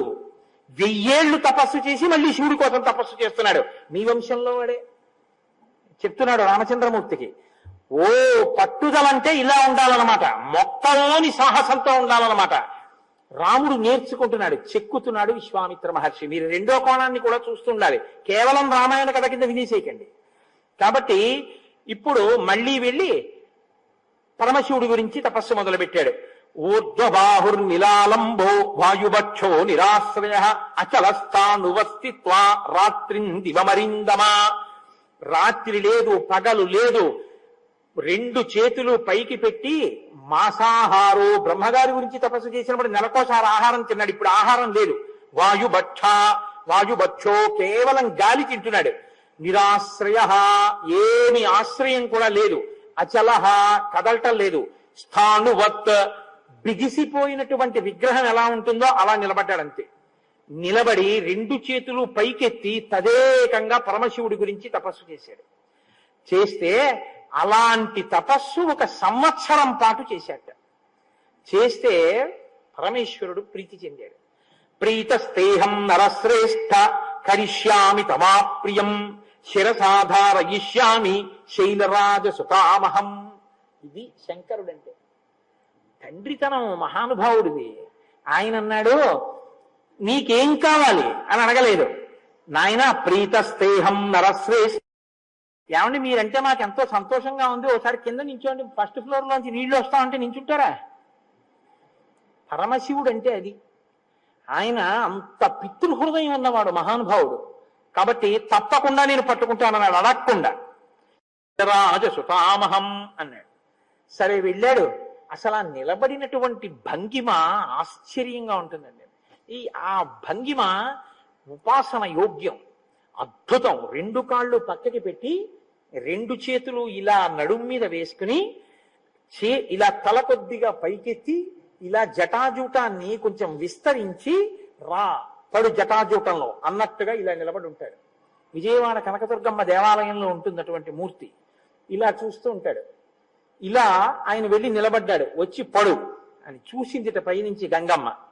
చూసి అచింతయచ్చసాదేవి గంగా పరమదుర్ధరా విషాంయహం హి పాతాళం శ్రోతసా గృహ్య శంకరం తస్యావలేపనం జ్ఞాత్వా క్రుద్ధస్తు భగవాన్ హరః తిరోభావయితుం బుద్ధిం చక్కిరే త్రినయనస్తదా సా తస్మిన్ పతితా పుణ్యే రుద్రస్య మూర్ధని హిమవత్ ప్రతిమే రామ జటామండలగహ్వరే సా కథం చిన్మహీం గంతుం న శక్నోద్యత్నమాస్థితా నైవ నిర్గమనం లేభే జటామండలమోహిత.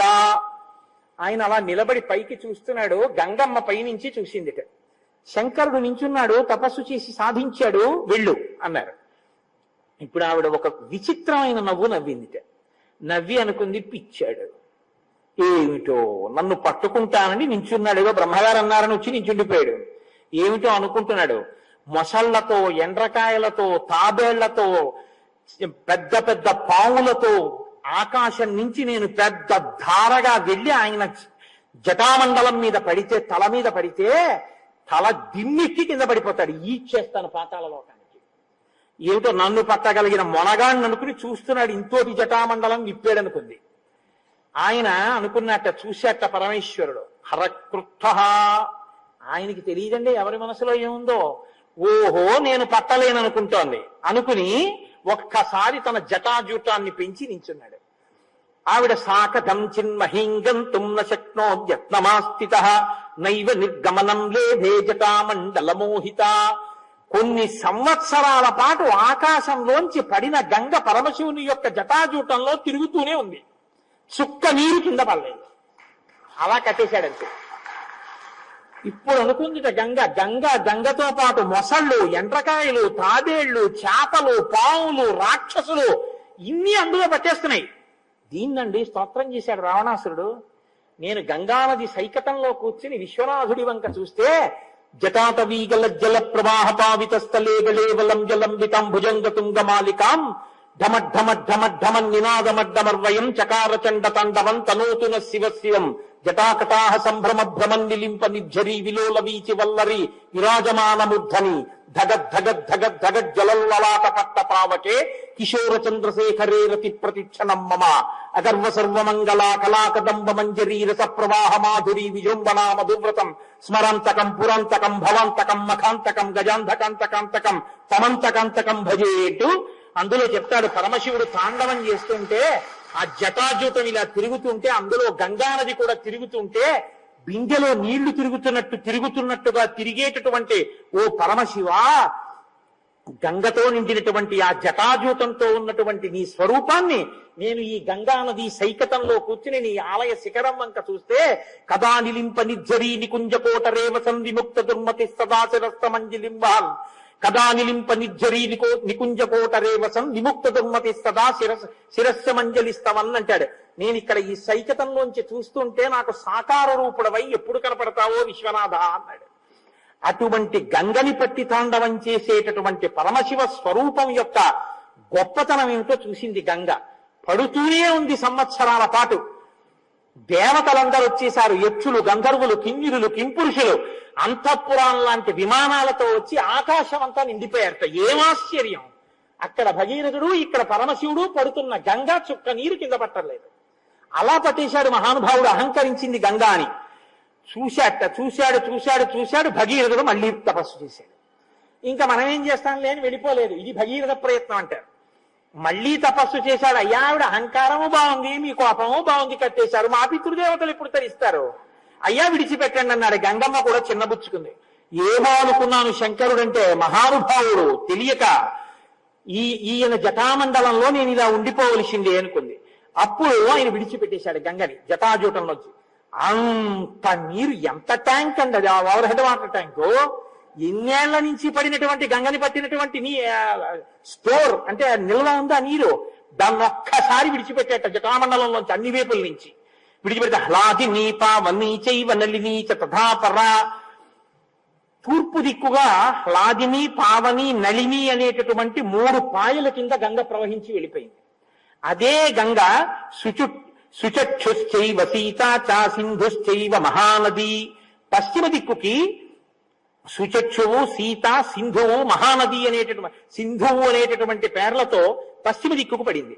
పడి అటువైపుకి ప్రవహించింది. 7వ పాయ భగీరథుడిని అనుసరించి పాతాళలోకం వైపుకి ప్రయాణం చేస్తోందంటే ఆయనకి తెలిసి ఎక్కడున్నాయో సగరపుత్రుల యొక్క భస్మరాసులు. అందుకని ఆయన ముందు రథం మీద భగీరథుడు వెళుతున్నాడు, వెనక గంగ ప్రవహించి వెళ్ళిపోతోంది. ముందు భగీరథుడు, వెనక గంగ వెళ్ళిపోతుంటే చూశారట. అక్కడి నుంచి పడుతున్న గంగా పరమశివుడి జటాజూటం, ఆయన ఒళ్ళంతా తడిసిపోయి పడుతున్న గంగ ప్రవాహం, ఆ గంగలో వెళ్ళిపోతున్నటువంటి పావులు, మొసళ్ళు, ఎండ్రకాయలు, ముందు భగీరథుడు, ఆయన వెనక వెళ్ళిపోతున్న గంగ కొన్ని చోట్ల కింద పడుతూ, కొన్ని చోట్ల పైకి లేస్తూ, కొన్ని చోట్ల తుంపర్లు కక్కుతూ, కొన్ని చోట్ల గుద్దుకుంటూ, కొన్ని చోట్ల చప్పుడు చేస్తూ, కొన్ని చోట్ల సుడులు తిరుగుతూ అది వెళ్ళిపోతుంటే గగనాశంకర శిరస్తతో ధరణిమాశ్రిత యసత్పత జలం తత్ర తీవ్ర శబ్ద పురస్కృతం. బ్రహ్మాండమైనటువంటి ఘోష, చప్పుడు, రంగతుంగ తరంగ సంఘములతో, రంజిల్లు ఘోషంబుతో, బంగారంబగు పొంగుతో, నురగతో, పువ్వాట తుంపర్లతో, భంగులు సల్పుతూ జంఘలించుతున్న భో భగము నుండి జారం గంగమ్మను దల్చితే శిరమునన్ రంజిల్లుతున్ శంకరా అంటారు. అలాంటి గంగావతరణం. ఆ గంగమ్మని పట్టి విడిచిపెడుతుంటే, ఆ గంగమ్మ వెడుతుంటే చూశారట అందరును. మత్స్య కచ్చప సంఘైశ్చాసింసుమార గణైస్తథా పతితైశ్చాన్యైః వ్యరోచత వసుంధరా. ఆ దేవతలు, యక్ష, గంధర్వ, కిందిర, కింపురుషాది సమస్త జాతులు ఆకాశంలో నిలబడిపోయి, ఆ నిలబడిపోతే వాళ్ళ విమానాల కాంతులు మేఘాల కాంతులతో కలిసిపోయిట. పడిపోతున్నటువంటి గంగ కాంతులు హంసల గుంపులు పడిపోతున్నట్టున్నాయిట. అందులో మెరిసిపోతున్నటువంటి చేపలు, మెరిసిపోతున్న మొసళ్ళు, మెరిసిపోతున్న పావులు, వీటి మెరుపులతో ఆకాశం నిండిపోయిందిట.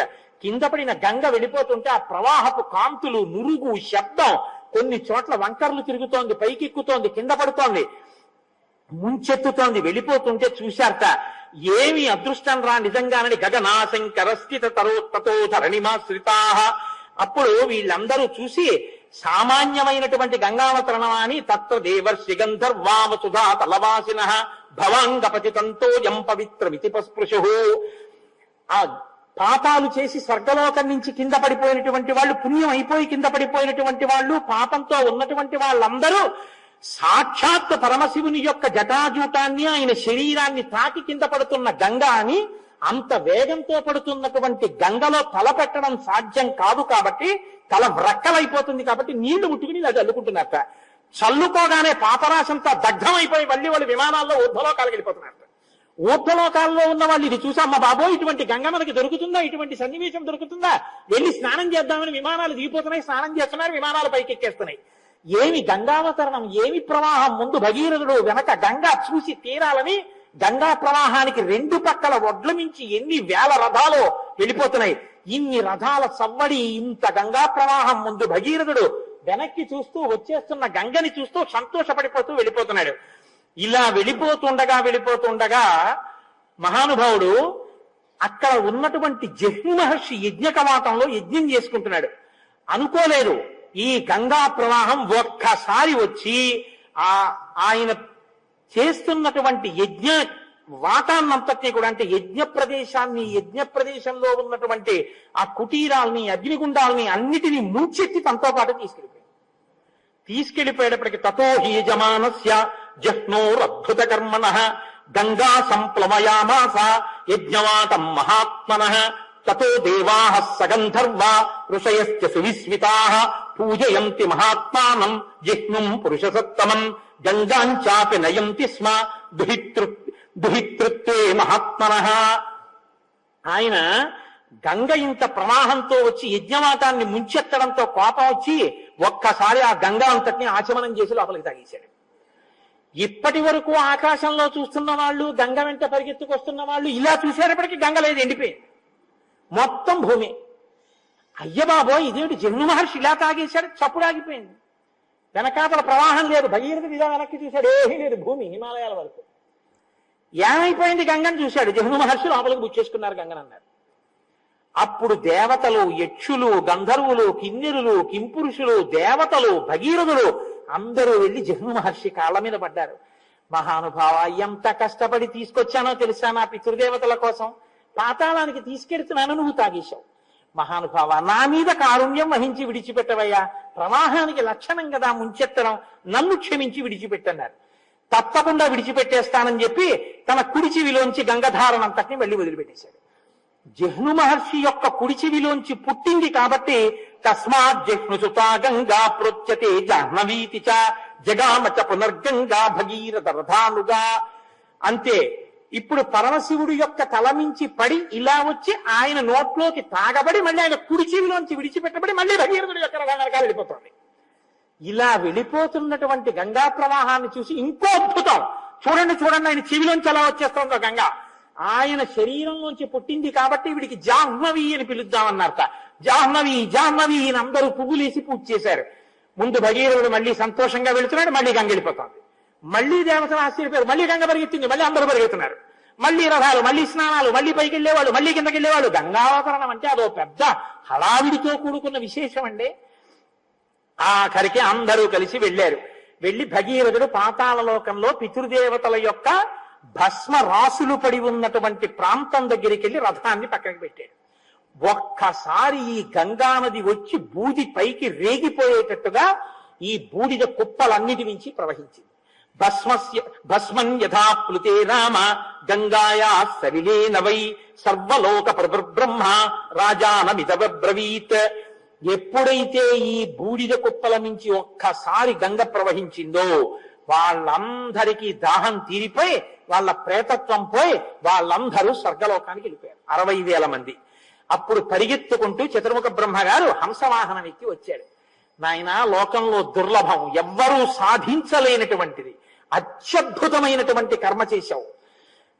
గంగని స్వర్గలోకంలోంచి భూమి మీదకి రామచంద్రమూర్తి ఆశ్రమంలోకి నడిచొస్తుంటే ఆయన మీద గాలి అహల్యకి తగిలేటప్పటికీ ఆవిడికి చర్మం పనిచేయడం మొదలెట్టింది.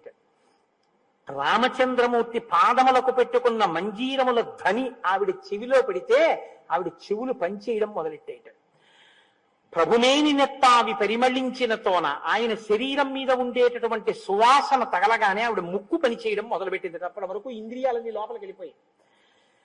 ఆ ప్రభునీలరత్న తోరణ మంజులంగంబు కనవచ్చి రాతికి కనులు కలిగి ఆ నీల తోజిత మధ్యస్థ విద్యుల్లేకే భువాస్వర అన్నట్టుగా నీలమేఘ శ్యాముడు కదా ఆయన. ఆ కాంతితో కూడిన రామచంద్రమూర్తి యొక్క శరీర కాంతి ద్యోతకం కాగానే ఆవిడ కన్నులు పనిచేయడం మొదలెట్టేట. ఆ ప్రభుండు వచ్చి ఆతిథ్యమును స్వీకరించినంత ఆయన ఆతిథ్యం స్వీకరిస్తున్నప్పుడు అహల్య పెడుతుంటే సీతా కళ్యాణ ఘట్టం ఆవిడికి ముందే తెలిసి సీతారాముడుగా శ్రీరామచంద్ర ప్రభువుగా ఆవిడికి దర్శనమిచ్చేట. ఈ విషయాన్ని చెప్తూ ఇప్పుడు రామచంద్రమూర్తి వస్తే అహల్యకి శాప విమోచనం అయింది. ఎందుకంటే విశ్వామిత్ర మహర్షి చెప్పారు, నీ వల్లే శాప విమోచనం అవుతుంది, లోపలికి రా అని. శాప విమోచనం అయింది. అహల్య రాముడికి నమస్కారం చేయాలా, రాముడు అహల్యకి నమస్కారం చేయాలా? రాఘవౌతు తతస్తస్యాః పాదో జగృహుతస్తథా స్మరంతి గౌతమవచః ప్రతిజగ్రాహ చాచతౌ. అంతటి మహాపతివ్రత నా తల్లితో సమానమైంది, గౌతమ మహర్షి భార్య, నేను బ్రహ్మచారిని, పిల్లవాణ్ణి, ఆ తల్లికి నేను నమస్కరించాలని రామచంద్రమూర్తి నేల మీద పడి అహల్యకి నమస్కారం చేశారట. ఇది వినయం అంటే. అప్పుడు అహల్య రాముణ్ణి కూర్చోబెట్టి లక్ష్మణుడిని కూర్చోబెట్టి ఆతిథ్యం ఇచ్చిందిట. ఈవిడికి శాప విమోచనం అయిందని తను తెలుసుకోగానే హిమాలయాల నుంచి యోగ మార్గంలో వచ్చి గౌతమ మహర్షి అహల్యని స్వీకరించి తనతో పాటుగా మళ్ళీ ఆశ్రమానికి తీసుకెళ్లారు. ఇద్దరు సంతోషంగా ఉన్నారు. ఇది అత్యద్భుతమైన ఘట్టం. రాముడి మనసు మీద ఇది ఎంత ప్రభావం చూపించిందో తెలుసా అండి?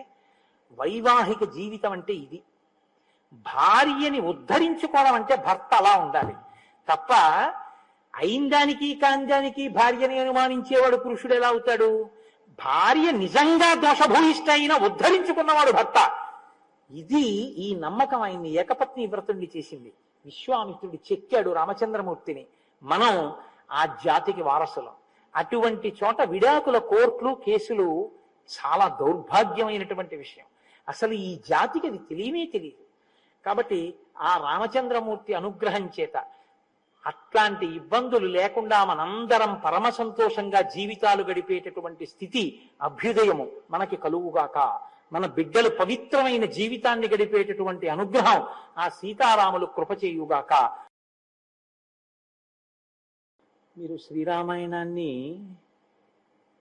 ప్రత్యేకించి బాలకాండని వినేటప్పుడు ఒక విషయాన్ని మనసులో పెట్టుకుని వినవలసి ఉంటుంది. అది ఎలా ఉంటుంది అంటే, ఒక మహావృక్షము యొక్క వ్యూహము ఎక్కడ ఉంటుంది? ఒక చిన్న విత్తనంలోనే ఉంటుంది. బీజస్యాంతరి వాంకురో జగదిదం ప్రాంగ్ నిర్వికల్పం పునః మాయా కల్పిత దేశకాల కలనా వైచిత్ర చిత్రీకృతం అంటారు శంకరాచార్యుల వారు. చిన్న విత్తనంలోనే ఒక మహావృక్షములకు సంబంధించిన వ్యూహమంతా దాగి ఉన్నట్లు ఒక వ్యక్తి యొక్క వ్యక్తిత్వం అంతా కూడా బాల్యంలోనే దాన్ని జాగ్రత్తగా అంకురంగా మహావృక్షంగా పెంచి పోషించవలసినటువంటి స్థితి దాగి ఉంటుంది. దీన్ని పైకి తీసుకురావడం, కావలసినటువంటిది కలపడం, ఇది గురువుకు ఉండవలసినటువంటి చాలా గొప్ప లక్షణం. ఇది ఒక్కొక్కసారి కొంతమంది గురువులు ఏం చేస్తారంటే, ఒక వ్యక్తి పట్ల ఆ శ్రద్ధ తీసుకుని లోకాన్ని రక్ష చేస్తారు. కొంతమంది ఏం చేస్తారంటే మొత్తం లోకానికి పనికొచ్చేటట్టుగా ఈ బోధ తీసుకొస్తారు. మీరు కొంచెం తేడా గమనించవలసి ఉంటుంది. ఇది ఎలా ఉంటుందంటే, అవసరమైంది కలపాలి, అక్కర్లేంది తీసేయాలి. ఒక పంట పండాలి అంటే సస్యాన్ని రక్షించాలి, చీడపీడ పట్టకుండా చూడాలి, కొన్ని తీయాలి, కొన్ని కలపాలి. అలా కలపడం తీయడం అన్నది లేకపోతే, పట్టు విడుపు అన్నది లేకపోతే అసలు ఎప్పుడు జీవితంలో ఏది చేరుకోవాలో, దేన్ని సాధించాలో దాన్ని సాధించలేడు, దాన్ని చేరుకోలేడు. ఇప్పుడు రామచంద్రమూర్తికి అనేకమైనటువంటి అస్త్రములను కృప చేశారు విశ్వామిత్ర మహర్షి. చాలా తేలిక అంటే ఆయన దగ్గర ఉన్నది ఇచ్చేసేయడం తేలిక. ఇప్పుడు ఇచ్చేసిన తర్వాత దీనిని నువ్వు ఇలా ఉపయోగించవలసి ఉంటుంది సుమా, నువ్వు ఇలా లోకరక్షణ కొరకు పాటుపడాలి సుమా, ఇలా నువ్వు కోపడకూడదు, ఇలా వీటిని వాడేయకూడదు అని చెప్పారనుకోండి, అప్పటికి బాగుంటుంది, అలాగేనండి అంటారు. కానీ నిజంగా కోపం వచ్చేసినప్పుడు విశ్వామిత్ర మహర్షి మాటలు గుర్తు రావద్దు, చాలా కష్టం అలాగా. అందుకని తనతో పాటు శిష్యుణ్ణి తీసుకుని వెళ్ళేటప్పుడు విశ్వామిత్రుడు ఎటువైపుగా తీసుకెళ్లాలో అటువైపుగా తీసుకెళ్తున్నారు. ఇప్పుడు రామచంద్రమూర్తి ప్రశ్న వేస్తున్నారు విశ్వామిత్రుడిని, ఆయన మాట్లాడుతున్నారు. ఈ మాట్లాడడం అనేటటువంటిది ఎలా ఉంటోంది అన్నదాన్ని మీరు బాగా పరిశీలించండి. పరిశీలిస్తే మీకు ఒక విషయం అర్థమవుతుంది. భవిష్యత్తులో రామచంద్రమూర్తి యందు ప్రకాశించేటటువంటి సమస్త గుణములకు కూడా విశ్వామిత్రుని యొక్క బోధయే ప్రాతిపదిక అయి ఉంటుంది. ఎందుకంటే ఆయన అంత తేలికగా ఏం మాట్లాడ్డావు, ఎక్కడ అవసరమో అక్కడ కదలికని, ఎక్కడ ఆగాలో అక్కడ ఆగడాన్ని కూడా నేర్పుతుంటాడు. చాలా అందంగా మాట్లాడుతుంటాడు ఆయన. నేను మీకు బాగా ఇది అర్థమయ్యేటట్టు చెప్పాలి అంటే ఒక ఉదాహరణ చెప్తే మీరు పట్టుకుంటారు. నేను ఒక కారు కావాలి, కారులో వెడతాను అన్నాను అనుకోండి. అప్పుడు కోటేశ్వరరావు కాకినాడ వెళ్ళడానికి మీకు కారు ఏర్పాటు చేశాం, ఈ కారు కాకినాడ మీరు కావలసినంత వేగంతోనూ వెళ్ళిపోతుంది అన్నారనుకోండి.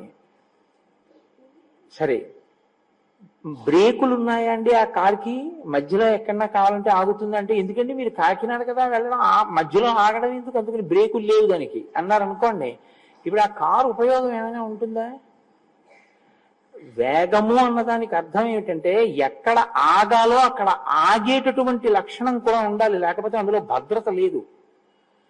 ఒక కారుకి యాక్సిలరేషన్ ఎంత అవసరమో, స్పీడ్ ఎంత అవసరమో, బ్రేక్ కూడా అంతే అవసరం. స్పీడ్ ఉండి బ్రేక్ లేకపోయినా, బ్రేక్ ఉండి స్పీడ్ లేకపోయినా అది కారు కాదు కదా. వ్యక్తిత్వము అంటే అర్థం ఏమిటంటే చాలా విషయాలు తెలిసి ఉండి చెయ్యకూడనివి చెయ్యకుండా ఉండగలిగినటువంటి నిగ్రహం లేకపోయినా, చెయ్యకూడనివి చెయ్యకుండా ఉండగలిగిన నిగ్రహం ఉండి తెలుసుకోవలసినవి తెలుసుకుని అనుష్ఠించకపోయినా ఆ వ్యక్తిత్వానికి సమగ్రత ఉండదు. ఇప్పుడు మీరు బాగా దాన్ని పట్టుకున్నారని నేను అనుకుంటున్నాను. ఈ కోణంలో తయారు చేస్తున్నాడు రామచంద్రమూర్తిని విశ్వామిత్రుడు. ఏవి ఇవ్వాలో అవి ఇస్తున్నాడు. అస్త్ర సంపదని ఇచ్చేశాడు.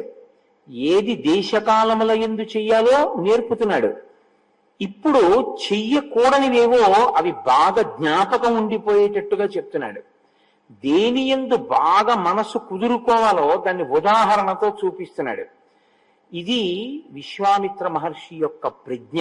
ఇదే గురువు యొక్క ప్రజ్ఞ అంటారు. మనకి సనాతన ధర్మంలో ప్రత్యేకించి ఈ బోధ అనేటటువంటి దానికి ఉన్నంత విలువ ఇంకా మిగిలిన దేనికి లేదండి. భారతీ తీర్థస్వామి వారు ఒకసారి అనుగ్రహ భాషణం చేస్తూ ఒక మాట అన్నారు. అసలు సేవలన్నింటిలోకి ఉత్తమమైన సేవ ఏది అంటే బోధ చేయుటయే. ఎందుకో తెలుసా అండి? బోధ చేస్తే వచ్చేటటువంటి మార్పు శాశ్వతం. కాకుండా మీతో ఇవాళకి నేను ఏదో 10 రూపాయలు 20 రూపాయలు ఖర్చు పెట్టించడం తాత్కాలికం. అది ఉపయోగపడదు. అందుకే మీరు బాగా గమనించగలిగితే మీరు ఒక రహస్యాన్ని పట్టుకుంటారు. సనాతన ధర్మంలో ఇతరులకు ఉపకారం చేయడానికి కానీ ఇతరులకు సేవ చేయడం కానీ సంస్థాపరమై ఉండదు. మీరు గమనించండి. శంకరాచార్యులు వారు ఎప్పుడు చెప్పినా స్కూల్ పెట్టండి అని శంకరాచార్యులు వారు చెప్పరు. శంకరాచార్యులు వారు హాస్పిటల్ కట్టండి అని చెప్పరు. నేను మన్నింపబడినది కాక నా ఉద్దేశాన్ని సక్రమంగా అర్థం చేసుకోండి. ఎందుకు చెప్పరో తెలుసా అండి? సంస్థాపనం చెయ్యరు సనాతన ధర్మంలో సేవల్ని. ఇది పశ్చిమ దేశ సంస్కృతి. సేవ చేయడానికి ఒక సంస్థ ఉండాలి.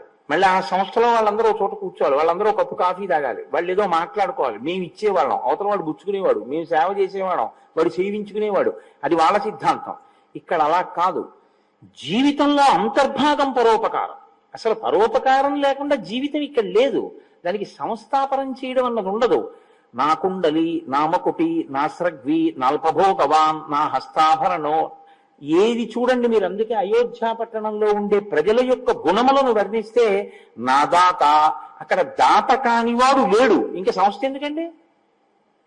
ఇంకా దానికి క్లబ్లోను సొసైటీలు ఏమిటి, చారిటబుల్ ఇన్స్టిట్యూషన్స్ ఏంటి సేవ చేయడానికి? అలా ఉండదు. మీ మనసుని ప్రభావితం చేస్తుంది బోధ. ప్రతి వ్యక్తి సేవ చేయడానికి ముందుంటాడంతే. ఎవరో ఒక ఆయనకి ఊళ్ళోకి వచ్చారు, ఆయన కొత్తగా ఊళ్ళోకి వచ్చారు, మా ఇంట్లో భోజనం చేయండి అంటే మా ఇంట్లో భోజనం చేయండి అంటారు. అంతేగాని భోజనాలు పెట్టడానికి ఒక సంస్థ ఉండక్కర్లేదు. ప్రతి ఇంట్లో ఉన్నవాడు దానికి సిద్ధంగా ఉంటాడు. ప్రతి ఇంట్లో. అందుకే రంతిదేవుడు ప్రభువయ్యుండి ఆ ఉపకారంతో ఉన్నాడు. శిబి చక్రవర్తి ఆ ఉపకారంతో ఉన్నాడు. సత్యహరిశ్చంద్రుడు ఆ ఉపకార బుద్ధితో ఉన్నాడు. పరోపకార బుద్ధి అనేటటువంటిది వ్యక్తి జీవితంలో అంతర్లీన ప్రవాహం చేశారు బోధ చేత పెద్దలు. తప్ప నువ్వేదో కొంత ఎవరికో ఇచ్చేసేస్తే ఒక సంస్థ సేవలు చేస్తుంటుంది, నువ్వు చేయవలసింది ఏముంటుంది అన్నట్టుగా బోధ ఈ దేశంలో జరగలేదు. అది అసలు ఆ సిద్ధాంతం లేదు ఈ దేశంలో. ఈ దేశంలో సిద్ధాంతం మనసుని మార్చడానికి ఉపయోగించి ప్రతి వ్యక్తి ఒక సంస్థ అయిపోయాడంతే. వ్యక్తియే సంస్థ. సంస్థలు సేవ చేయడం, వ్యక్తులు దానికి ఏదో కూర్చుని నిర్ణయాలు చేయడం అన్నది ఈ దేశపు సంస్కృతి కాదు. మన దేశపు సంస్కృతి కానిదాన్ని ఇంకొక సంస్కృతి కబళించింది అనుకోండి, మూలాలు కదులుతాయి. మీరు ఎప్పుడు గమనించవలసి ఉంటుంది. అందుకే మూలం కదిలిపోయే పనిని ఎప్పుడూ చేయరాదు. శంకర భగవత్పాదులు అందుకే ఆ కోణంలోనే చేస్తారు. బోధ ఎప్పుడు చేసినా ఆయన అలాగే చెప్తారు. విశ్వామిత్రుడు రామచంద్రమూర్తితో మాట్లాడితే మీరు కేవలం ఆయన ఏవో జరిగిపోయిన విషయాలు చెప్తున్నాడు, జరిగిపోయిన కథలు చెప్తున్నాడని వినకండి. ఆయన చెప్తున్నప్పుడు మీరు వినేటప్పుడు ఈ కోణంలో వింటూ ఉండండి. ఇలా వింటే మీరు రామచంద్రమూర్తి యొక్క పాత్రలోకి పరకాయ ప్రవేశం చేయండి. ఆయన ఒక బ్రహ్మచారి, ఇంకాను తండ్రి చాటు బిడ్డ. ఇప్పుడే కొత్తగా బయటికి వచ్చాడు విశ్వామిత్రుడితోటి. విశ్వామిత్రుడు మాట్లాడేటటువంటి మాటల యొక్క ప్రభావం రామచంద్రమూర్తి జీవితం మీద ఉండి తీరుతుంది. ఎందుకో తెలుసా అండి? ఆయన ఒకటి నమ్మాడు జీవితంలో. మా నాన్నగారు చెప్పింది అంటే నాకది ఖచ్చితంగా ఉపయుక్తమే, ఇది నమ్మాడు. వాళ్ళ నాన్నగారు ఏం చెప్పారు? విశ్వామిత్రుడితో వెళ్ళి ఆయన ఏం చెప్తే చెయ్యి అన్నారు. ఇప్పుడు విశ్వామిత్రుడు ఏం చెప్తే చేస్తే, ఏం చెప్తే అది నమ్మితే ఆయన వ్యక్తిత్వం మలచబడుతోంది. మలచబడుతోంది అంటే విశ్వామిత్రుడు మాట్లాడేటటువంటి మాటలే, వాటి యొక్క సారాంశమే ప్రవర్తన యందు రాముడు. ఇప్పుడు రాముని యొక్క ప్రవర్తన గొప్పదైతే కీర్తి ఎవరిది? విశ్వామిత్ర మహర్షిది, వశిష్ఠ మహర్షిది. ఒక వ్యక్తి వృద్ధిలోకి వచ్చి 10 మందికి పనికొచ్చాడు, ఎవరిదా గౌరవం? గురువు గారిది. మీరు మొక్క చిన్నదై ఉన్నప్పుడు నీళ్లు పోస్తారు, కానీ మహావృక్షం అయినప్పుడు దానికి నీళ్లు పొయ్యరు. ఇంకా ప్రతి కొమ్మకి నీళ్లు పోయడం, దాని మొదట్లో నీళ్లు పోయడం ఏమి ఉండదు. తనంత తాను తట్టుకుంటుంది అంతే, కష్టాల్ని తట్టుకుని నిలబడుతుంది. ఇప్పుడు అది మహావృక్షం అయ్యేంత వరకు పోషిస్తాడు వ్యక్తి.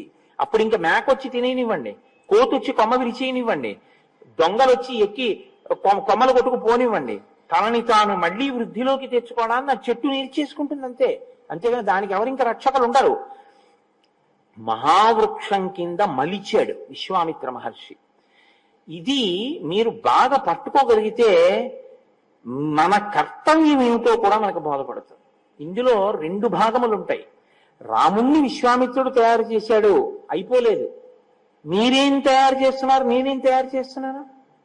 ఒక మాటకంత ప్రభావం ఉంటే విశ్వామిత్రుడు మాటతో రాముణ్ణి తయారు చేయగలిగితే మీరు మీ మాటతో కూడా ఏమైనా ఉపకారం చేస్తున్నారా లోకానికి? బోధ చేసేటప్పుడు ఒకరికి ఉపయుక్తమైనటువంటి మాట మీరు ఏదైనా మాట్లాడుతున్నారా? మీ మాట వల్ల ప్రభావితమై ఆయన జీవితంలో ఒక కొత్త కోణం ఏదైనా ఆవిష్కరింపబడుతోందా? ఒక చెడుని వదిలిపెట్టి ఒక మంచిని కలుపుకోగలుగుతున్నాడా? అలా మీరేమైనా మాట్లాడగలుగుతున్నారా? మీ మాట దీనికి ఏమైనా పనికొస్తోందా సమాజంలో? ఇది అంతఃపరిశీలనం చేసుకోవడం, ఋషి రుణం తీర్చుకుని ఋషి పథంలో మనం ప్రయాణించడం. ఇది మీరు దృష్టిలో పెట్టుకున్నప్పుడు విశ్వామిత్రుడు చెప్పేటటువంటి ప్రతి మాట, విశ్వామిత్రుడు రాముడితో కలిసి కదిలిన ప్రతి కదలిక వెనక చాలా గొప్ప విషయాలు అనేక ఉంటాయి. ఎందుకంటే మీరు చూడండి, పునాది అన్నది బాగా లేదనుకోండి, మీరు ఎంత సౌధం కట్టినా ఇంకా అది నిలబడదు. అందులో ఉండడం కూడా కష్టం. ఎందుకంటే పునాది బాగులేదు, ఎప్పుడు పడిపోతుందో తెలియదు. పునాది బాగుంటే సౌధం బాగుంటుంది. రామాయణంలో రామచంద్రమూర్తి పాత్ర ఒక మహాసౌధం, అది యుగ యుగాలకి నీడనిచ్చే సౌధం. అటువంటి సౌధం నిర్మింపబడడానికి ఒక పునాది ఉంది. ఆ పునాది బాలకాండలో ఉంది. ఆ పునాది వేసిన వాళ్ళిద్దరు, ఒకరు వశిష్ఠుడు, ఒకరు విశ్వామిత్రుడు. వాళ్ళు వేసింది రాముడికి కాదు, రాముణ్ణి అడ్డుపెట్టి నరజాతికంతటికీ వేశారు.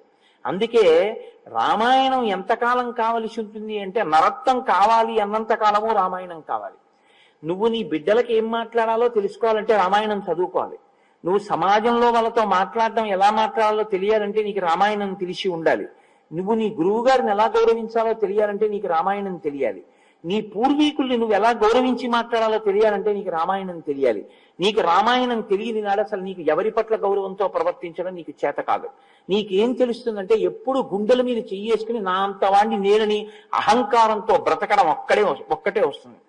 ఏదో చిన్న విభూతి దాన్ని అడ్డు పెట్టుకుని ఇంక ఇలా చూపించి ఓ ఎక్కడ లేని అహంకార ప్రకటనం చెయ్యడానికి మాత్రమే పనికొస్తుంది. ఎన్ని ఉన్నా ఇమౌస్మము నిషార్దూల కింకరౌ సముపస్థితౌ ఆజ్ఞాపయ యథేచ్ఛం వై శాసనం కరవామకిం అనగలగాలి అంటే సంస్కారం చాలా అవసరం. ఇది కేవలం చెప్పడం వల్ల వస్తుందా అంటే అనుమానాస్పదమే. వినేవాడి హృదయం కూడా ఆర్ద్రతతో ఉండాలి. ఉండనప్పుడు రాదు. మీరు చూడండి, నాది పొరపాటు జరిగింది, నన్ను మన్నించండి అని మీరు ఒక మాట అనాలంటే మీకు సంస్కారం లోపల ఉండాలి. మీరు బహు సంస్కారవంతులైతేనే ఆ మాట మీ నోటంటే వస్తుంది. లేకపోతే మీరు ఏం చేస్తారో తెలుసా? అదొక్కటి అనడానికి చాలా అడ్డు పెట్టుకుంటారు. అలా నేను అనాలా? ఓ కారణం చెప్తాం, దబాయిస్తారు. ఈయన వెళ్ళి ఇంకొక ఆయన్ని గుద్దాడు. ఏమయ్యా అలా గుద్దేశావు అన్నాడు ఆయన. ఏం మీరు చూసుకోలేరా అన్నాడు. ఆయనకి చూసుకోలేరా అంటే, నాకు తప్పైపోయిందండి, నేను ఇలా రాకుండా ఉండవలసింది, నాది పొరపాటే, నన్ను మన్నించండి, అయిపోయింది. అలా అనలేరు. అలా అనలేని తనం రావణుడు, అనగలిగిన తనం రామచంద్రమూర్తి. మీరు ఎలా ఉంటారో మీ ఇష్టం, అంతే రామాయణం. రావణుడు ఎన్నడూ అంగీకరించడు తన తప్పు. తన జీవితంలో ఈ తప్పు చేశాను నేను మన్నింపబడేదను గాక అని అనడు. మనుష్యుడొక్కడే ఆ మాట అనగలడు, నన్ను క్షమించండి అనగలడు. అది ఔదార్యం అండి, అది సంస్కారం. ఆ మాట అనడం ప్రాణం పోయిన రావణాసురుడు ఆ మాట ఎప్పుడు దబాయించి మాట్లాడతారు. స్వధర్మో రక్షసాంభీరు సర్వధైవన సంశయ గమనం వా పరస్త్రీణాం హరణం సంప్రమధ్యమ ఇదంతే చారు సంజాతే యవ్వనం వ్యతివర్తతే యతతీతం పునర్నైతి శ్రోత శ్రీఘ్రమపామివ. అలా ఉంటాయి రావణాసురుడు మాట్లాడితే. రాముడు మాట్లాడితే అలా ఉండదు. అత్యంత వినయంతో తన వల్ల ఏదైనా అపచారం జరిగిపోయిందేమోనని, ఎక్కడైనా జరిగిందని తనకు అనిపించిందో వెంటనే చెప్తాడు. తను చేస్తానన్నది చెయ్యనని అవతల వాళ్ళు అనుమానపడితే వాళ్ళ కర్మ అన్నడ రాముడు. రామో దీర్ణాభిభాషతే, అమ్మా నాకు 2 మాటలు రావమ్మా అంటాడు. ఇది రాముడు. మీరు ఎలా ఉండాలనుకుంటున్నారో మీ ఇష్టం, మీరు ఎలా చెక్కబడాలనుకుంటున్నారో మీ ఇష్టం. కానీ రామాయణం మాత్రం మీకు 2 మార్గాల్ని చూపిస్తుంది. నువ్వు ఎలా వెడదాం అనుకుంటున్నావో నువ్వు వెళ్ళవచ్చు. ఈ మార్గం వెంట వెడితే నీ ఫలితం ఇలా ఉంటుంది, ఈ మార్గం వెంట వెడితే యుగాలు మారిపోవచ్చు, నీకు దేవాలయాలు ఉంటాయి, నీ పేరు చిరస్మరణీయమై ఉంటుంది. నువ్వు ఎలా ఉండాలనుకుంటున్నావో, నీ వాళ్ళని ఉద్ధరించాలనుకుంటున్నావో, తాము తరించిన వాళ్ళని కూడా కిందకి లాగేసి నరకంలోకి తీసుకెళ్లాలనుకుంటున్నావో నీ ఇష్టం. నీ చేష్టితముల చేత నువ్వు ఎలా అయినా ఉండొచ్చు. ఇది రామాయణం యొక్క తీర్పు. మీరు ఆ కోణంలో అలా చెక్కినటువంటి రామచంద్రమూర్తి యొక్క స్వరూపంలో విశ్వామిత్ర మహర్షి యొక్క వాగ్వైభవాన్ని మీరు అనుభవించండి. నేను మళ్ళీ మళ్ళీ ఎందుకు ఈ మాట చెప్తున్నానంటే, విశ్వామిత్ర మహర్షి యొక్క పాత్ర ఇంకా రేపటి వరకే కనపడుతుంది, ఇంకా తర్వాత శ్రీరామాయణంలో కనపడదు. నేను మళ్ళీ మళ్ళీ మీతో చెప్తున్నాను, ఎందుకో తెలుసా అండి, కష్టపడి వేసిన పునాది ఎప్పుడూ కనపడదు. పునాది భూమి లోపలే ఉంటుంది. మిగిలిన వాళ్ళందరూ ఏమంటారంటే బెడ్రూమ్ చాలా బాగా కట్టారండి, హాల్ బాగా కట్టారండి, ఆ ఇంటీరియర్ డెకరేషన్ చాలా బాగా చేశారండి అంటారు. కానీ అబ్బా ఇన్నంతస్తుల భవనం కట్టారంటే కింద పునాది ఎంత గట్టిగా నిర్మాణం చేశారండి అని ఎవరు అడగరు. ఎవ్వరూ అడగకపోయినా, ఎవ్వరూ ప్రశంసించకపోయినా, ఎవ్వరూ దాన్ని గుర్తించకపోయినా, ఇది గుర్తింపబడడానికి కారణం మాత్రం నేనే. ఈ తృప్తి, ఈ మాట వినపడుతుందో లేదో కూడా భూమిలో ఉన్న పునాదికి, చాలు నా మీద ఇది నిలబడి ఉంది, దీన్ని నేను నిలబెట్టగలిగితే నా జన్మ ధన్యమని ఆ పునాది అలాగే ఉంటుంది. శ్రీరామాయణంలో విశ్వామిత్రుడు వశిష్ఠుడు కూడా అంతే. ఈ దేశంలో గురువు గారిని పిలిపించుకున్నటువంటి వాళ్ళ పాత్ర ఎంత జాగ్రత్తగా ఉండాలో, మాట ప్రధానంగా ఎంత జాగ్రత్తగా ఉండాలో, ఎంతగా ప్రభావితం చేసేదై ఉంటుందో నేర్పింది మనకి శ్రీరామాయణం. కాబట్టి మీరు ఆ కోణంలో అవధరించెదరుగాక. రామచంద్రమూర్తితో మాట్లాడుతున్నాడు విశ్వామిత్రుడు. నిన్నటి రోజున షణ్ముఖోత్పత్తి చెప్పారు. రాముడు అన్నాడు, అసలు నిజంగా నాకు ఆ షణ్ముఖోత్పత్తి వింటుంటే, ఆ సుబ్రహ్మణ్య జననం వింటుంటే నాకు చాలా ఆశ్చర్యంగా ఉంది అన్నాడు. అలా అనడం వెనక ఎన్ని రహస్యాలున్నాయో, అతను దాంపత్య జీవితం గురించి రాముడిలో ఎంత అవగాహన ఏర్పడిందో, వ్యక్తిగత జీవితాలు ఎప్పుడు తుఫాన్లోకి వెళ్ళిపోతాయో, చిన్ని రాముడికి ఎన్ని విషయాలు అర్థమయ్యాయో మీరు గ్రహించవచ్చు.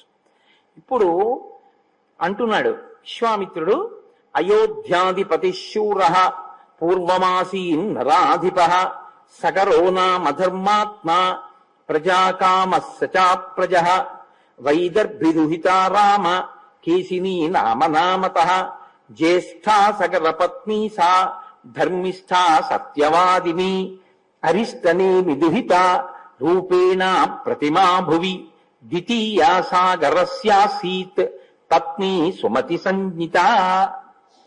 ఆయన ఒక మాట చెప్తున్నాడు, రామ మీ వంశంలోని పూర్వం సగరుడు అనబడేటటువంటి ఒక చక్రవర్తి ఉండేవాడు. ఆయనకి 2 భార్యలు. దక్షిణ నాయకత్వం అంటారు. దక్షిణ నాయకత్వం అంటే బహుభార్యాత్వం, ఒకరికన్నా ఎక్కువ. అది మహారాజులకు అంగీకరింపబడింది. దశరథ మహారాజు గారికి 365 మంది భార్యల కన్నా ఉండేవారు అని. కాబట్టి అయోధ్యాధిపతి శూర, అయోధ్యాధిపతి అయినటువంటి మహాశూరుడైనటువంటి సగర చక్రవర్తికి 2 భార్యలు. ఆయన పరమధర్మాత్ముడు. రాజ్యాన్ని చాలా ప్రజల మనసు చూరగొనేటటువంటి రీతిలో పరిపాలన చేసినటువంటి వాడు. వైదర్భదుహితారామ కేశినీ నామనామత. ఆయన విదర్భరాజు యొక్క కుమార్తె అయినటువంటి కేశిని ఆయన యొక్క పెద్ద భార్య. ఆవిడ జ్యేష్ఠా సగర పత్ని సా ధర్మిష్ఠా సత్యవాదిని. ఆమె చాలా ధర్మమును అనుష్ఠించేటటువంటి స్వభావము కలిగినది, సత్యమును మాట్లాడుతుంది. అరిష్టనే విదుహిత రూపేణ ప్రతిమా భువి ద్వితీయా సాగరస్యాసీత్ పత్ని సుమతి సంజ్ఞిత. అరిష్టనేమి అని మారుపేరు కలిగినటువంటి కశ్యప ప్రజాపతి యొక్క కూతురు అన్నారు వ్యాఖ్యాతలు చాలా చోట్ల. ఆ అరిష్టనేమి యొక్క కుమార్తె అయినటువంటి సుమతి అనబడేటటువంటి ఆమె గొప్ప లావణ్యవతి, సౌందర్యవతి. ఆమె సగర చక్రవర్తి యొక్క రెండవ భార్య. ఇద్దరు భార్యలతో సగర చక్రవర్తి చాలా సంతోషంగా కాలం గడుపుతున్నాడు. సంతానం లేదు. ఇక్ష్వాకు వంశంలో తరచుగా ఈ సమస్య మీకు కనపడుతూ ఉంటుంది. సంతానం ఉంటూ ఉండదు. దిలీపుడు అదే సమస్య, సగర చక్రవర్తి అదే సమస్య, దశరథ చక్రవర్తి అదే సమస్య. అందుకే భగీరథుడు దీనికి ఒక శాశ్వతమైన పరిష్కారాన్ని సాధించే ప్రయత్నం చేశాడు. అంటే వంశ చరిత్రని అర్థం చేసుకోవడం అన్నది ఎంత ముఖ్యమో మీరు తెలుసుకోవలసి ఉంటుంది. ఇవాళ మనకి ఏమైపోయిందంటే లోకంలో చదువు అంటే అది ఎక్కడి వరకు పరిమితం అయిపోయిందంటే కేవలం పుస్తకం చదువుకోవడం అంతే చదువు అంటే. తప్ప మీ తాతగారు ఎవరండి అని అడిగారు అనుకోండి తెలియదు. మీ గోత్రం ఏమిటండి అని అడిగారు అనుకోండి తెలియదు. మీ ఋషులు ఎవరండి అని అడిగారు అనుకోండి ఏమి తెలియదు. మీ మేనత్తెవరు వాడికి తెలియదు. ఎందుకంటే మనం అసలు పంపం. అందులో ఎటువంటి సిస్టమ్ మనం ఇవాళ తయారు చేసేసుకున్నామంటే ఇది ఒక దారుణమైనటువంటి స్థితి. నాకు తరచుగా అదే జ్ఞాపకానికి వస్తుంటుంది. పౌల్ట్రీ ఫార్మ్స్ ఉంటాయి, కోళ్ళు పెంచేటటువంటివి. మీరు ఎప్పుడైనా చూశారో లేదో, నీకు అదే పని అనుకోకండి, చూసినది గుర్తొస్తుంటుంది అంతే. ఆ పౌల్ట్రీ ఫార్మ్స్ లో కోళ్ళని పెంచుతూ ఉంటారు. అవి ఎక్కువ స్వేచ్ఛగా తిరగడానికి చోటు ఉంచరు. కోడి పక్కన కోడి, కోడి పక్కన కోడి దగ్గరగా పెరుగుతాయి. ఎందుకంటే అవి కొంచెం ఎక్కువ కదిలితే వాటికి ఉన్నటువంటి శక్తి క్షయం అవుతుందని ఎక్కువ కదలడానికి అవకాశం ఇవ్వరు వాటికి. అది అక్కడే పుడుతుంది, అక్కడే పెరుగుతుంది, అక్కడే తింటుంది, అక్కడే విసర్జిస్తుంది, అక్కడే గుడ్డెడుతుంది. వాడు వచ్చి కింద నుంచి గుడ్లెట్టుకుపోతాడు. ఆఖరణ దాని యొక్క ఒకే ఒక యాత్ర ఏమిటంటే అదే దాని అంతిమ యాత్ర. వాటి కాళ్ళన్నీ కలిపి ఓ గుత్తి కింద కట్టి పట్టుకుపోతారు. చాలా దారుణంగా ఉంటుంది ఆ స్థితి. అది తీసుకెళ్ళడం కూడా పాపం తలలు రోడ్డు కొట్టుకుపోతుంటే తీసుకెళ్తారు. తీసుకెళ్లి పైన ఎక్కింది అంటే దాని కంఠం పోయిందని గుర్తు, కింద ఉంది అంటే కంఠం పోవడానికి క్యూలో ఉందని గుర్తు. అంతే దాని జీవితం. ఇవాళ మనం పిల్లల్ని స్కూలుకు పంపించే విధానం కూడా అంతే. 30 మంది కూర్చునేటటువంటి తరగతి గదిలో పౌల్ట్రీ ఫామ్ లో కోళ్లు ఎలా ఉంటాయో అలా 60 మంది కూర్చుని ఉంటారు. పొద్దున్న 6 గంటలకు వెళ్తే రాత్రి 8 గంటల వరకు చదివే దిక్కుమాలిన చదువు. ఆ చదువుకు అర్థమే ఉండదు. వాడికి ఇంకేమీ తెలియదు. వాడికి ఏం తెలుసు అంటే స్టాప్ వాచ్ పెట్టి 60 నిమిషాల్లో ఎన్ని బిట్లు చేసేయగలం. సంస్కారాన్ని పక్కన పెట్టని చదువు. ఇదే ప్రమాదం అంతా తీసుకొచ్చేస్తుంది. అక్కడే వచ్చింది ఇబ్బంది అంతా. చదువుది తప్ప అంటే సంస్కారం లేని చదువుది తప్పు. సెల్ ఫోన్ది తప్ప అంటే సెల్ ఫోన్ది తప్పు కాదు. ప్రవచన మంటపంలో సెల్ ఫోన్ వినడం, సెల్ ఫోన్ మాట్లాడడం, సెల్ ఫోన్ రింగ్ వచ్చేటట్టుగా దగ్గర పెట్టుకోవడం తప్పు. ఇదే నేను చెప్పింది. విశ్వామిత్రుడు నేర్పింది ఏమిటి అంటే నిగ్రహం నేర్పాడు రామచంద్రమూర్తికి. నిగ్రహం లేకుండా ఏది ఉన్నా ప్రమాదమేనండి. కాబట్టి నేను ఈ మాట ఎందుకు చెప్పవలసి వచ్చింది అంటే ఆ సగర చక్రవర్తికి 2 భార్యలున్నా సంతానం లేరు. ఇప్పుడైనా సంతానం కోసమని తపస్సు చేయడానికి వెళ్ళాడు. ఎక్కడికి వెళ్ళాడు? హిమవంతం సమాసాద్య భృగు ప్రస్రవణే గిరౌ. భృగు ప్రస్రవణము అనబడేటటువంటి ఒక పవిత్రమైనటువంటి ప్రదేశాన్ని చేరుకున్నాడు హిమవత్ పర్వతం మీద. ఎందుకంటే దేశము, కాలము, ప్రదేశము, దేశమే ప్రదేశము. దేశమునకు ఒక శక్తి ఉంటుంది. శృంగేరి పీఠం శృంగేరిలోనే ఎందుకు ఉండాలి? గుంటూరులో పెట్టకూడదా శంకరాచార్యులు వారంటే? శృంగేరిలో ఆ శక్తి కనపడింది, తపో శక్తి. దేశమునకు ఆ శక్తి ఉంటుంది, భూమండలమునకు. కాబట్టి ఇప్పుడు అక్కడికి వెళ్ళి ఆయన తపస్సు చేశాడు భార్యలతో కలిసి. ఎవరి గురించి? అదో గమ్మత్తు. భృగు మహర్షి గురించి తపస్సు చేశాడు. మహర్షి దర్శనానికి తపస్సు చేశాడు. అంటే మీరు ఇక్కడ ఒక విషయాన్ని గమనించవలసి ఉంటుంది. దేవతలు ఎంత శక్తివంతులో ఋషులు కూడా అంతే శక్తివంతులు. ఋషి కూడా మీకు అలాగే కృప చెయ్యగలడు. కాబట్టి ఆయన ఋషి గురించి తపస్సు చేశాడు. చేస్తే ఋషి ప్రత్యక్షం అయ్యారు భృగు మహర్షి. దేనికి తపస్సు చేస్తున్నావు? అది అడగక్కర్లేదు, ఆయనకి తెలుసు. ఆయన అన్నాడు, నీకు 2 భార్యలు కదా, ఒక భార్య యందు బహుసంతానము, అంటే చాలా మంది పిల్లలు పుడతారు. ఒక భార్య యందు వంశకరుడు జన్మిస్తాడు. చాలా తథాస్తు. ఆయన వెళ్ళిపోతున్నారు.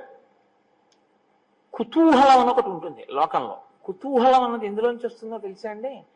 మీ మనసు యొక్క స్థితిలోంచి వస్తుంది. వెంకటాచలంలో దర్శనం చేసుకుని మీరు బయటికి వస్తున్నారు అనుకోండి, ప్రసాదం ఇస్తూ ఉంటారు. ఇలా ఇలా ఇలా ఇలా చూస్తుంటారు. ఇటు కౌంటరు అటు కౌంటరు, 2 దారులు ఉంటాయి. ఇటు నుంచి ఇస్తారు, అటు నుంచి ఇస్తారు. ఇటు అటు కూడా చూసి పెడతాడు. ఎందుకంటే చక్ర పొంగలి ఎట్టిస్తున్నారని చూస్తాడు. అంటే తనకి ప్రసాదం మీద కుతూహలం కన్నా చక్ర పొంగలి మీద కుతూహలం ఎక్కువ. జిహ్వ చాపల్యం అక్కడ కూడా ఉంది అని గుర్తు. సరే, ఏమో చక్ర పొంగల్ని ప్రసాదంగా తీసుకున్నాడు కదండి అంటే ఏమో కొంతవరకు పర్వాలేదేమో. కానీ అదేంటండి, ఎట్టెడితే ఏదిస్తేది ప్రసాదం అండి నాకు అన్నవాడికి అలా చూడక్కర్లేదు. అక్కడికి వెళ్ళి చెయ్యి పెట్టి చేతిలో ఏం పెడితే కళ్ళకు అద్దుకుని అది నోట్లో పెట్టుకుని వెళ్ళిపోతాడు కదా. కుతూహలం ఎక్కడ ఉంటుందో అంటే మనస్సు యొక్క స్థితిని బట్టి ప్రశ్న వస్తుంది ఎప్పుడూను. నేను అందుకే మీతో మనవి చేశాను, అదొక పెద్ద మనస్తత్వ శాస్త్రం అండి. శ్రీరామాయణం బాగా జీర్ణమైతే మీతో మాట్లాడే మనిషి యొక్క మాటని బట్టి ఆయన సంస్కారాన్ని లెక్క కట్టేస్తారు, మీరు తెలిసిపోతుంది.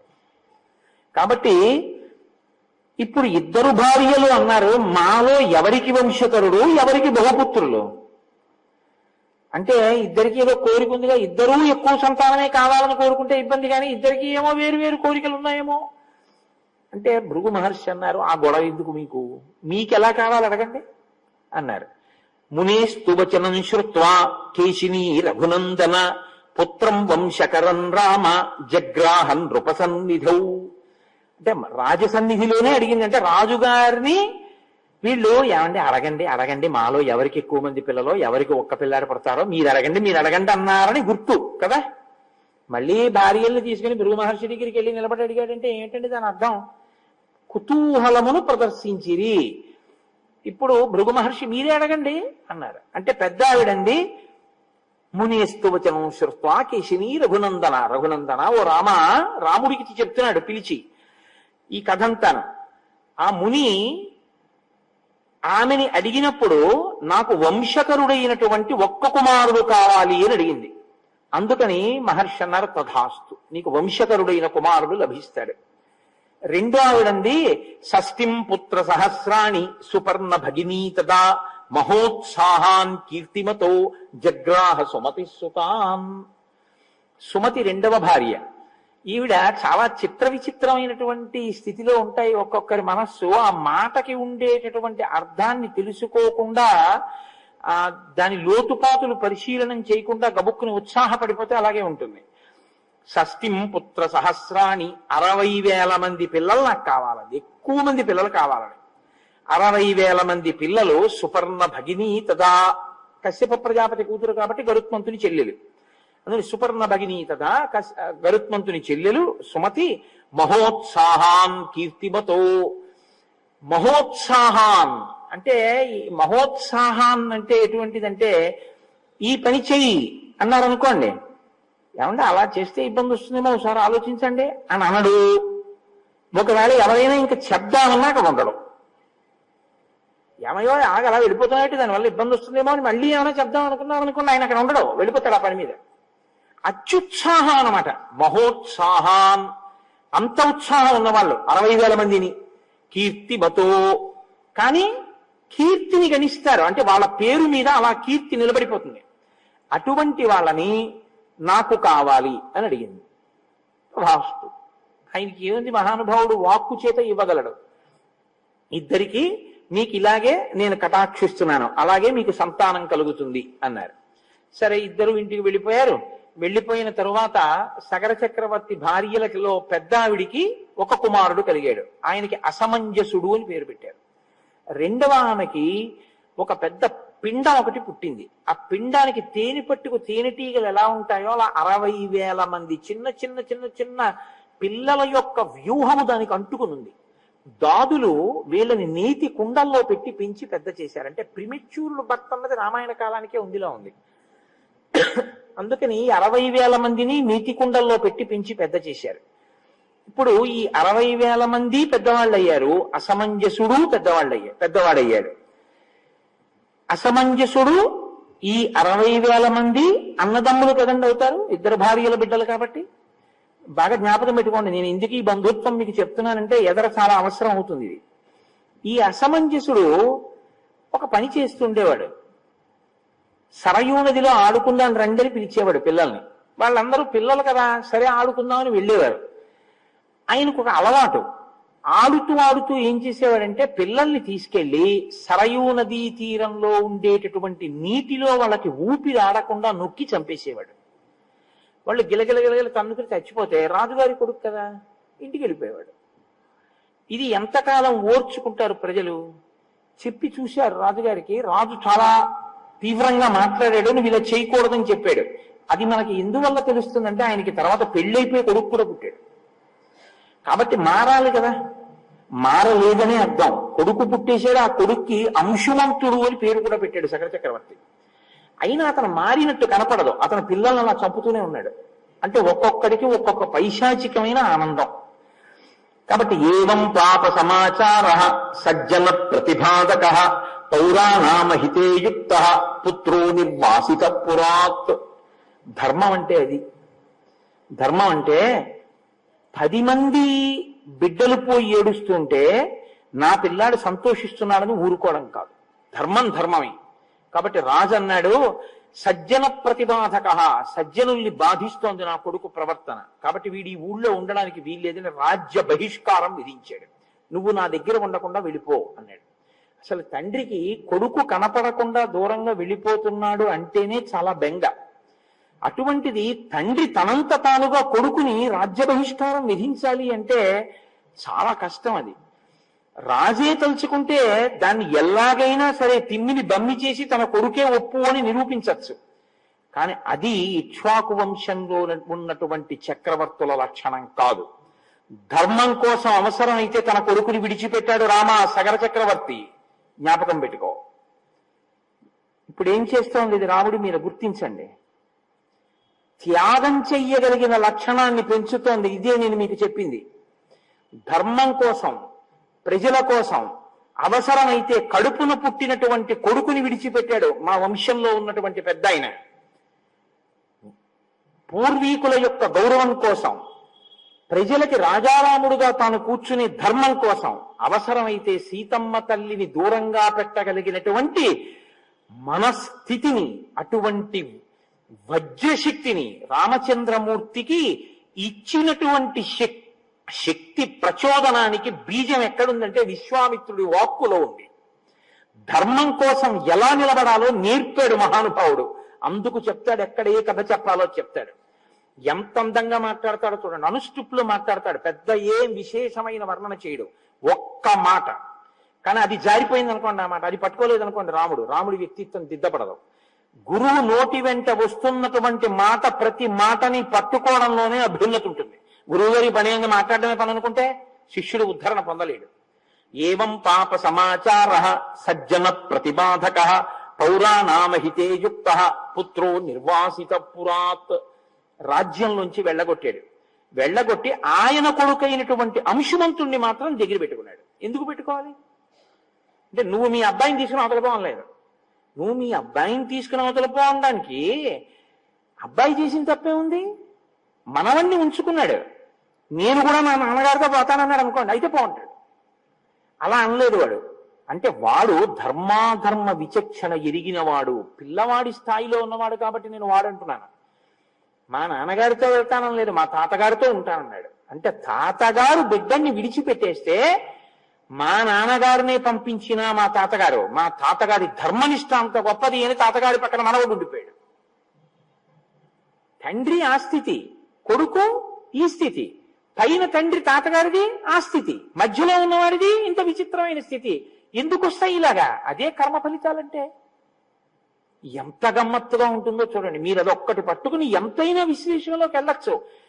రాముడి మనసులోకి నాటుకుపోతున్న ఇవన్నీ, నేను పుట్టిన వంశం ఇంత గొప్పది, నా ముందు ఉన్నటువంటి వాళ్ళు అంత గొప్పవాళ్ళు, నేనొక్క పొరపాటు చేస్తే వాళ్ళందరూ సిగ్గుతో తలంచుకుంటారు.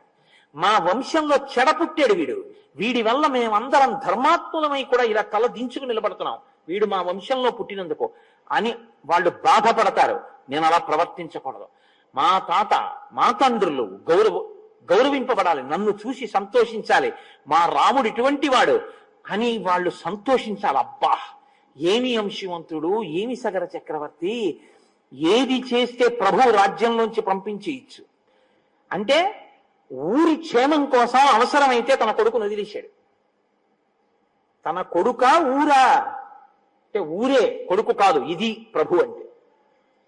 ఊరా కొడుక అంటే ఊరిపోతే పోయింది, నా కొడుకు బాగుండాలన్నవాడు ప్రభువుగా కూర్చోవడానికి అనర్హుడు కదండి. ఇది రామాయణం అంటే. ఇది నేర్పుతోంది, ఒక రాజుకు ఉండవలసినటువంటి లక్షణాన్ని నేర్పుతోంది. ఇందులోంచి వచ్చాడు రాజారాముడు. ఈ రాజారాముడు మనకి ఆదర్శ పురుషుడయ్యాడు. చెక్కినవాడు విశ్వామిత్రుడు. అందుకే నాకు ఆయన పేరు చెప్తే చాలంత గౌరవం. నాకు బాలకాండ చెప్పడం అంటే ఎందుకు సంతోషం అంటే ఆ మహానుభావుడి పేరు 10 మాటలు ఉచ్చరిస్తానని సంతోషం. కాబట్టి విశ్వామిత్రుడే కాదు, లోకంలో ఎక్కడ ఏ గురుస్థానంలో ఉన్న వ్యక్తి అయినా నా దృష్టిలో ఆయన విశ్వామిత్ర తత్వం ఉన్నవాడే అని నేను నమ్ముతాను. కాబట్టి తస్య పుత్రోంశుమాన్ నామ అసమంజస్య వీర్యవాన్ సమ్మత సర్వలోకస్య సర్వస్యాపి ప్రియం వదః. ఆయన కుమారుడైనటువంటి అంటే అసమంజసుని కుమారుడైనటువంటి అంశుమంతుడు మాత్రం ధర్మాత్ముడై లోకంలో ఉండేటటువంటి ప్రజలందరి చేత ప్రేమింపబడి అందరి చేత గౌరవింపబడ్డాడు. సగర చక్రవర్తి చాలా సంతోషించాడు అని ఆయన అన్నారు. సగర చక్రవర్తి అశ్వమేధయాగం చేశాడు అన్నారు, అంతే అని తర్వాత విషయానికి వెళ్ళిపోబోతున్నారు. ఆయన పరిశీలనం చేస్తాడు. ఇలా చెప్పినా వింటాడా? దాంట్లో వివరం తెలుసుకోవాలని ఏమైనా కోరుకుంటాడా? అందుకని అన్నారు, సగర చక్రవర్తి అశ్వమేధయాగం చేశాడయా, అశ్వమేధయాగం పూర్తయిపోయింది. తర్వాత ఆయన వంశంలో అంటున్నారు, ఆగండి ఆగండి ఆగండి ఆగండి గురువుగారు ఆగండి ఒక్కసారి, అశ్వమేధయాగం చేశారా? మా వంశంలో సగర చక్రవర్తి మా పూర్వీకుడు మహానుభావుడు, ఏం అశ్వమేధయాగం అండి, ఎంత గొప్పదండి అశ్వమేధయాగం అంటే. శ్రోతుమిచ్చామి భద్రంతే, గురువుగారు నన్ను కృప చెయ్యండి, వివరంగా చెప్పండి అని ఎలా అడుగుతాడు. గురువుగారు నన్ను కృప చెయ్యండి, శ్రోతుమిచ్చామి, నాకు బాగా వివరంగా వినాలనుంది. మహానుభావులు ఎంత గొప్పగా చేశారండి మా పూర్వీకులు, విస్తరేణ కథా విమాం, బాగా వివరించి నాకు చెప్పరా గురువుగారు నా మీద కృపచేత. పూర్వకోవి కథం బ్రహ్మన్ యజ్ఞం వై సముపాహరత్. ఆ యజ్ఞం చెయ్యడం అంటే అంత తేలిగ్గా ఏముండదు అశ్వమేధయాగం. ఆ యజ్ఞాన్ని మా పూర్వీకుడైనటువంటి సగర చక్రవర్తి ఎలా చేశారో నాకు చెప్పవలసింది. ఒక నవ్వు నవ్వాడు. విశ్వామిత్రస్తు కాకుత్సం ఉవాచ ప్రహసన్నివా. ఓ చిరునవ్వు చిందించేట విశ్వామిత్రుడు. ప్రహసన్నివా, దేనిక చిరునవ్వు? ఇదిరా అబ్బాయి నీకుండవలసిన లక్షణం. మీ తాతగారు రా అన్నారనుకోండి ఎవరో తెలుసున్న వాళ్ళు, అమ్మ బాబోయ్ ఆయన దగ్గరికి వెళ్తేనండి సుత్తీసేస్తాడంటారు ఇవాళ మన పిల్లలైతే. మాకెందుకండి మా తాతగారి గోల.